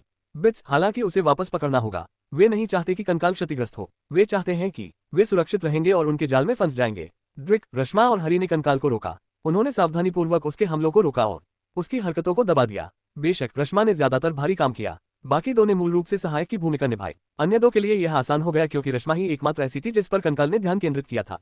सबसे अधिक हत्याओं वाला कंकाल ने भागने की कोशिश की। उसकी सहज सोच वास्तविक विचारों में विकसित हुई। उसे पता था कि वह मुसीबत में है। सैम ने 3 अन्य लोगों के साथ मिलकर उसके भागने का रास्ता रोक दिया। उन्होंने एक संरचना की योजना बनाई और उन्हें अपने साथ मिलकर इसे क्रियान्वित करने को कहा। बेशक उन्होंने कोर का संचालन किया जबकि बाकी सभी संरचना को मजबूत करने के लिए नोड्स का संचालन कर रहे हैं। कंकाल इधर उधर देखने लगा। उसे समझ नहीं आ रहा था कि किस तरफ जाए। इस संरचना ने सभी तरह की इंद्रियों को अवरुद्ध कर दिया था। ठीक उसी समय जब रश्मा उसे पीछे से पकड़ने वाली थी। बाईं ओर, इसे ठीक से पकड़े। आपका नोड उतार चढ़ाव कर रहा है। भ्रम टूट जाएगा। अगर इसे थोड़ी भी समझ मिलती है तो ये टूट जाएगा। आप इसे रोक नहीं पाएंगे। सैम के शब्द पूरे समय गूंजते रहे। मानो संकेत पर उसके बाईं ओर नोड पकड़े हुए आदमी का पैर फिसल गया हो। ऊर्जा में उतार चढ़ाव इतना अधिक था कि रक्षा में अंतराल उत्पन्न हो गया। तारांकन बम। कंकाल उस गैप से टकराया और भाग निकला। जब उसका शरीर उस गैप से गुजर रहा था तो संरचना अवरोध तेजी से उसके करीब आ गया। सैम ने उस गैप को भर दिया। हालांकि अचानक ऊर्जा के प्रवाह ने कंकाल की पीठ पर मौजूद ट्रिंकेट में कुछ सक्रिय कर दिया। उसी समय रश्मा का हमला संयोगवश कंकाल पर ठीक उसी स्थान पर लगा जहां पर वह गहना लगा था। वह ढीला होकर उस व्यक्ति के ठीक बगल में गिरा जिसने संरचना को गिराया था। तारांकन बूम। वह गहना फट गया और उसके अंदर संग्रहित सारी अतिरिक्त ऊर्जा नष्ट हो गई। विस्फोट ने उसे उस अजीब मृत्यु ऊर्जा के साथ उड़ा दिया जिसने उसके शरीर को पूरी तरह से नष्ट कर दिया। संरचना पूरी तरह से टूट गई लेकिन इससे कंकाल भी जमीन पर गिर गया। कंकाल को पकड़ लिया गया लेकिन उनमें से एक नीचे गिर गया। उसे तुरंत वापस उस जगह ले जाया गया जहां उसका उपचार चिकित्सकों द्वारा किया जा रहा था। कंकाल की जांच के लिए जादूगरों को भेजा गया। इस बीच बैठक कक्ष में ड्रिक ने सैम पर हमला किया जो वहां शांति से खड़ा था। जब वह मुक्का मारने ही वाला था तभी रश्मा ने एक चाल चली और सिर्फ 2 अंगुलियों से उसके हमले को रोक दिया। तुमने ऐसा जानबूझकर किया। संरचना में उतार चढ़ाव की कहानी बकवास है। तुमने कंकाल पर जो गहना रखा था वह फट गया क्योंकि तुम चाहते थे कि वह फट जाए। सैम ने बस मुस्कुरा कर कहा, मैं समझ सकता हूं कि आप क्यों सोचते हैं कि मैंने ये जानबूझकर किया, और मैं आपको इसके विपरीत समझाने वाला नहीं हूं। हालांकि बस इतना जान लीजिए कि अगर मैं वास्तव में आपके किसी आदमी के लिए छेद बनाना चाहता हूं तो मुझे इतनी परेशानी से गुजरने की जरूरत नहीं है। मैं इसे बहुत आसानी से और कुशलता से कर सकता हूं। जब तक मैं इसे पूरा नहीं कर लेता तब तक आपको पता भी नहीं चलेगा कि क्या हो रहा है।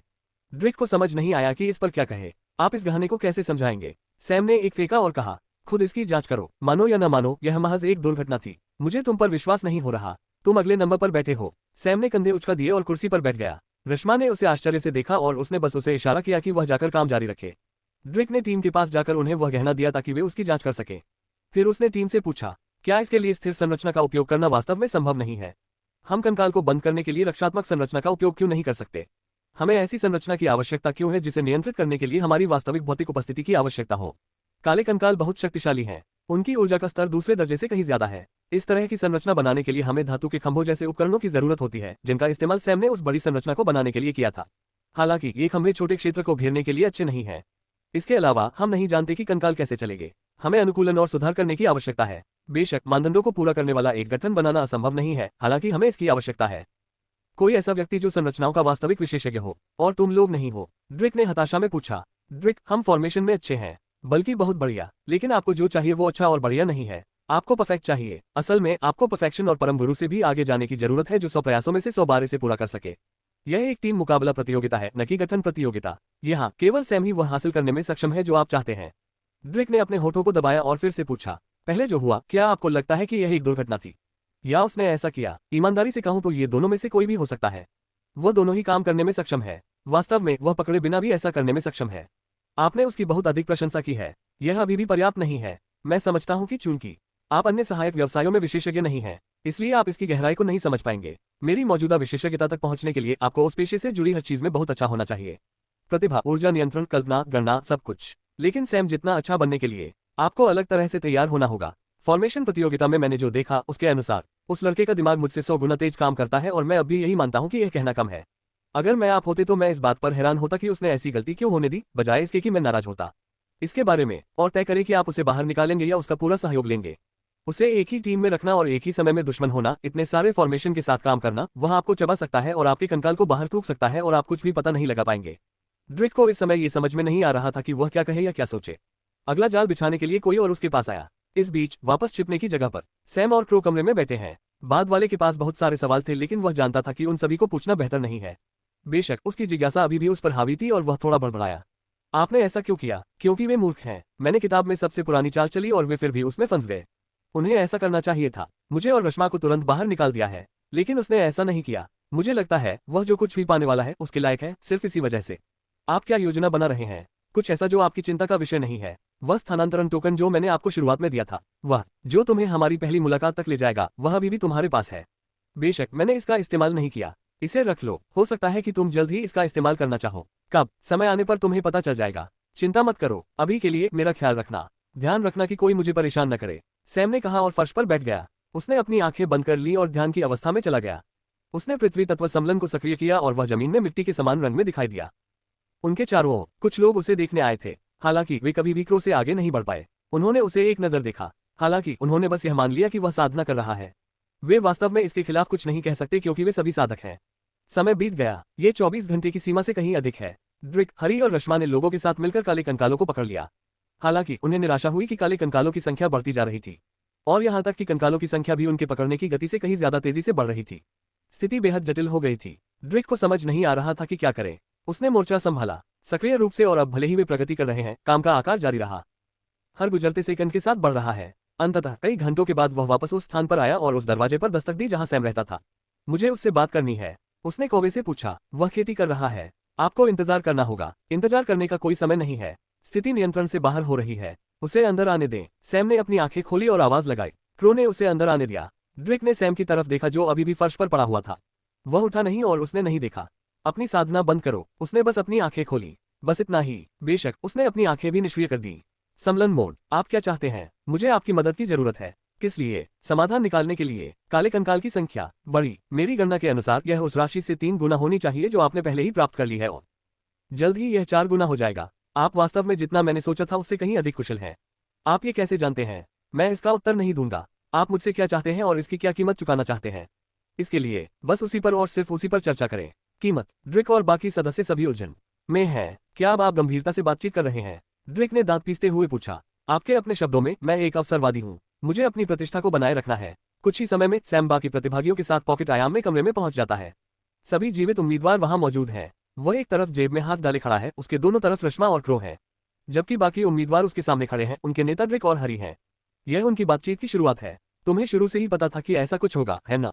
ड्रिक ने पूछा। उसकी आवाज में जहर भरा भाव था। वह सैम की आंख में खंजर भोंकने के अलावा और कुछ नहीं चाहता था। खास तौर पर उस आत्मविश्वास भरी चमक ने उसे ऐसा महसूस कराया जैसे हजारों जोक एक साथ उसका खून चूस रही हो। हम यहाँ कैसे पहुंचे इस पर चर्चा करने का कोई मतलब नहीं है। बेहतर है कि हम इस पर ध्यान दें कि हम आगे कैसे बढ़ें। ठीक है, आपकी कीमत क्या है? हरी ने थोड़ा अधीर होकर पूछा। आप लोग मुझे बताइए, आपके जीवन की कीमत क्या है? मैं आपको आश्वस्त कर सकता हूँ कि कोई रास्ता नहीं है। पॉकेट आयाम की निकासी प्रणाली विफल हो चुकी है। अब आपको बाहर निकलने से पहले पॉकेट आयाम का कार्य पूरा करना होगा। अगर तुम यहाँ से बाहर नहीं निकले तो मुझे यकीन है कि यहाँ तुम्हारी मौत बहुत दुखद होगी, क्योंकि काले कंकाल एक एक करके तुम्हारा पीछा करेंगे। इसलिए आप अपने जीवन की कीमत स्वयं तय करें और हम व्यवस्था को आगे बढ़ा सकते हैं। नहीं नहीं नहीं, ऐसा नहीं होने वाला है। हम इसमें नहीं फंसेंगे। आप कीमत बताइए और हम वहीं से बातचीत करेंगे। हम एक उचित कीमत पर सहमत होंगे जो हम दोनों के लिए फायदेमंद होगी। ड्रिक इस बात पर अड़ा हुआ है कि सैम को अपनी मर्जी से काम नहीं करने दिया जाएगा। वह जानता था कि अगर बातचीत शुरू होती है, जैसा कि सैम ने अभी बताया, तो कीमत आसमान छू जाएगी। ये संभवतः ऐसी चीज होगी जिसे वे वहन नहीं कर पाएंगे। ठीक है, तो फिर मैं आप लोगों से व्यक्तिगत रूप से बात करना चाहता हूँ, सैम ने सुझाव दिया, और इसे अस्वीकार कर दिया गया। कोई मौका नहीं, सब कुछ यहीं अभी होना चाहिए। पूरी पारदर्शिता। ठीक है, मैं आप में से हर एक को अलग अलग परिस्थितियों को ध्यान में रखते हुए एक अलग डील देना चाहता हूँ, लेकिन मुझे लगता है कि मैं इसे यहाँ से खुले तौर पर भी मैनेज कर सकता हूँ। मैं जो चाहता हूँ वही ये है कि आपको इस जेब से बाहर निकालने के मेरे कठिन प्रयास के लिए आयाम, मुझे आपके पास मौजूद निजी संपत्तियों के 1/3 से मुआवजा दिया जाना चाहिए। वे खदानें, क्षेत्र, संसाधन हो सकते हैं, यहाँ तक कि अगर आपके भंडारण में मांस का एक टुकड़ा भी है तो मुझे उससे मुआवजा दिया जाना चाहिए। और मैं चाहता हूँ कि आप एक आत्मिक अनुबंध पर हस्ताक्षर करें जिसमें कहा गया हो कि आप ऐसा करेंगे। मैं जो योजना प्रस्तावित करने जा रहा हूँ वह जोखिम भरी होगी, इसलिए आप में से कुछ लोग इस प्रक्रिया में मर भी सकते हैं, लेकिन फिर भी मेरा प्रयास खर्च होगा, इसलिए मुझे आकस्मिकता की आवश्यकता है। इसलिए हम एक प्रावधान जोड़ने जा रहे हैं। आपकी असामयिक मृत्यु की स्थिति में मैं आपकी 1/3 संपत्ति का उत्तराधिकारी बन जाऊंगा, साथ ही उन संपत्तियों का भी जो आपके परिवार द्वारा आपको दी जानी चाहिए। इसका मतलब है कि आपके परिवार में पद के उत्तराधिकार के अधिकार के अलावा कोई भी अन्य भौतिक संपत्ति मेरी होगी। एक तरह से यह आपकी इच्छा होगी, और सभी बुजुर्ग और डीन जो ये सब देख रहे हैं वे इसके गवाह होंगे। इसलिए अगर आप लोगों के मरने के बाद मुझे वह नहीं मिलता जिसका मैं हकदार हूं, तो मुझे डीन से न्याय मांगने का अधिकार है। यही मेरा प्रस्ताव है, इसे स्वीकार करो या छोड़ दो। तुम बकवास। ड्रिक ने आखिरकार अपना संयम खो दिया और सैम पर झपट्टा मारा। उसके पीछे उसके साथियों का एक झुंड भी आ गया। रश्मा ने एक चाल चली और डक को लात मारी। वह तीर की तरह उड़कर अपने पीछे खड़े लोगों पर जा लगा। फिर उसने अन्य हमलावरों की हड्डियां तोड़ दी। तुरंत ही माहौल शांत हो गया, मानो वह कोई जादू कर रही हो। सैम ने उनकी ओर देखा और कहा, देखो, इस आवेग ने तुम्हें बहुत बड़ा नुकसान पहुंचाया है। सब लोग, मैं कीमत बढ़ा रहा हूं। मैंने जो मौजूदा हालात बताए हैं उसके अलावा मैं चाहता हूं कि तुम सब मुझ पर एक निजी एहसान करो। यह मेरी जान बचाने के लिए अपनी जान जोखिम में डालने के बराबर है। जहां तक उन लोगों का सवाल है जिन्होंने वास्तव में ये प्रयास किया, उन्हें 3 ऐसे उपकार करने होंगे। तुम चाहते हो कि हम तुम्हारे गुंडों पर हमला करें। क्या तुम्हें लगता है कि हम इसे बर्दाश्त करेंगे? क्या तुम्हें लगता है कि हम इसे चुपचाप बर्दाश्त करेंगे, चाहे तुम कुछ भी कहो? आपके पास कोई और विकल्प नहीं है। मुझे पूरा भरोसा है, क्योंकि आप में से कोई भी बेवकूफ यह नहीं समझता कि ये कंकाल कैसे काम करते हैं, और अगर आप समझते भी हैं तो आप अपनी मौजूदा रणनीतियों से कुछ नहीं कर पाएंगे। इसलिए मेरे पास एक पूर्ण ऊपरी हाथ है, और मैं आपकी तरह बेवकूफ नहीं हूं जो मेरे पास मौजूद ऊपरी हाथ का फायदा न उठाऊं। तो एक बार फिर, इसे ले लो या छोड़ दो। बातचीत 1 घंटे तक चली, और कोई सोच सकता है कि इस दौरान उन्होंने वास्तव में कुछ प्रगति की। लेकिन नहीं, सैम ने हार नहीं मानी। उसने न तो उन्हें ज्यादा अनुकूल शर्तें दी, न ही यह गारंटी दी कि वे जीवित रहेंगे। उन्होंने उन्हें कीमत पर कोई छूट भी नहीं दी। उन्हें या तो उस पर हस्ताक्षर करना था या फिर यही रहना था। ड्रिक ने अपने गुर्गों के साथ मिलकर 1 घंटे के बाद वार्ता को तोड़ दिया। हरी और उनकी टीम बहुत सहयोगी है। ड्रिक ने सैम और हरी को भी अपने लोगों के साथ भाग जाने को कहा, लेकिन इसमें भी थोड़ी सी गड़बड़ी हुई। हरी की टीम पूरी तरह नहीं आई। टीम टूट गई और हरी के साथ सिर्फ 10 लोग ही आए। वे सभी सैम को उसकी इच्छानुसार भुगतान करने पर सहमत हो गए। आपके साथ व्यवसाय करने में आनंद आया। सैम ने कहा कि वे उन क्षेत्रों में से एक में अनुबंध पर हस्ताक्षर कर रहे थे जिसे उसने खुद को छिपाने के लिए बनाया था। तो हम ये कैसे करेंगे सैम? इतनी ऊंची कीमत के लिए आपके पास आगे बढ़ने के लिए एक उचित योजना होनी चाहिए। बेशक, मेरे पास भी ऐसा ही कुछ है। सैम ने फिर एक सूची लिखी। यह उन जीवों की सूची है जो पॉकेट आयाम में मौजूद है। सूची में हर तरह के एक जीव का उल्लेख है। ये सभी प्रकार के मरे हुए जीव हैं जो पॉकेट आयाम में हैं। प्रत्येक प्रकार में दर्जनों जीव घूमते रहते हैं, और प्रत्येक प्रकार में कम से कम एक प्राणी के पास मेरा ट्रिंकेट है। जुड़ा हुआ। इस प्रकार इससे हम उन सभी पर आसानी से नजर रख सकते हैं। इसके साथ हम उन कंकाल प्राणियों का पता लगाएंगे जो अभी अभी अपने काले कंकाल रूप में बदल गए हैं। फिर हम उन्हें अलग कर देंगे और पूरी ताकत से उन पर हमला करके उन्हें नष्ट कर देंगे। लेकिन इसका कोई फायदा नहीं है। हर प्रयास के साथ यह और मजबूत होता जाता है। ये सिर्फ समय की बर्बादी होगी और ऊर्जा नहीं। ये समय की बर्बादी तभी होगी जब हम कंकाल पर पर्याप्त मात्रा में पैसा खर्च न करें। मुझे पूरा विश्वास है कि मैं अपने पहले प्रयास में ही अपने सिद्धांत को सिद्ध कर सकता हूँ। ठीक है, क्या हमें ज्यादा तैयारी करने की जरूरत है? वास्तव में नहीं। ये पॉकेट आयाम जिसमें सभी समस्याएं थीं, तैयारी से अधिक ताकत, सहनशक्ति और इच्छाशक्ति का परीक्षण करने के लिए अधिक उपयुक्त है। बस इतना जान लीजिए कि अपनी ताकत को बचाने की कोशिश बिल्कुल मत कीजिए। मैं यह नहीं कह रहा कि आपको अपने तुरुप के पत्ते इस्तेमाल करने चाहिए, लेकिन बहुत ज्यादा पीछे मत हटिए। इन कंकालों की वजह से आपको बहुत निराशा हुई होगी, बस एक एक करके उन पर अपना गुस्सा निकालिए। लेकिन मेरे निर्देशों का पालन करना सर्वोच्च प्राथमिकता है। सैम ने ऐसा कहा और अपना पहला लक्ष्य चिन्हित किया। यह विशालकाय कंकाल है, जो अभी अभी काले कंकाल में बदल गया है। सैम ने उन सभी को स्थानांतरित करने के लिए स्थानिक स्थानांतरण का उपयोग नहीं किया। इसके बजाय वह उन्हें सबसे सुरक्षित मार्ग से ले गया जो वह पा सकता था। जिस क्षण वे काले कंकाल की एक निश्चित सीमा के भीतर होते हैं, उसने रश्मा को देखा और उसकी ओर दौड़ा। वह सबसे अधिक संख्या में हत्याएं करने वाली महिला है। रश्मा को इस हमले से कोई परेशानी नहीं हुई। उसने खुले हाथों से इसका स्वागत किया और कंकाल पर जोरदार प्रहार किया। एक ही मुक्के में जमीन पर गिरा दिया। सैम ने बिजली का एक भला बनाया और साथ ही शून्य शैली का एक छोटा सा अंश भी बनाया, इससे पहले कि वह उसे कंकाल में फेंकता। उसकी छाया मरे हुए लोगों के आसपास दिखाई दी और अन्य कंकालों को पकड़ लिया। हरी की आधी टीम भी उस काम पर लगी हुई थी। चूंकि सैम ने उनसे कहा था कि वे बिना रोक टोक के कंकालों को तोड़ डालें, इसलिए उन्होंने खुद को उन पर छोड़ दिया और उनकी जमकर पिटाई कर दी। इस बीच बाकी लोगों ने एक पल में कंकाल को टुकड़ों में तोड़ दिया। वे पीछे हट गए और सैम के निर्देशानुसार उसे ठीक होने दिया। एक बार जब वह अपनी मूल स्थिति में आ गया, आकार रश्मा ने एक बार फिर हमले का नेतृत्व किया। काला कंकाल मजबूत है और अगर ये लड़ रहा था, उनमें से कोई भी इसे रोक पाने में सक्षम नहीं होता। लेकिन रश्मा पर इसके अटूट फोकस ने इसे एक खुला लक्ष्य बना दिया, जिससे उन्हें बहुत कुछ हासिल करने का मौका मिला। विश्राम। इस प्रकार काले कंकाल की पिटाई जारी रही।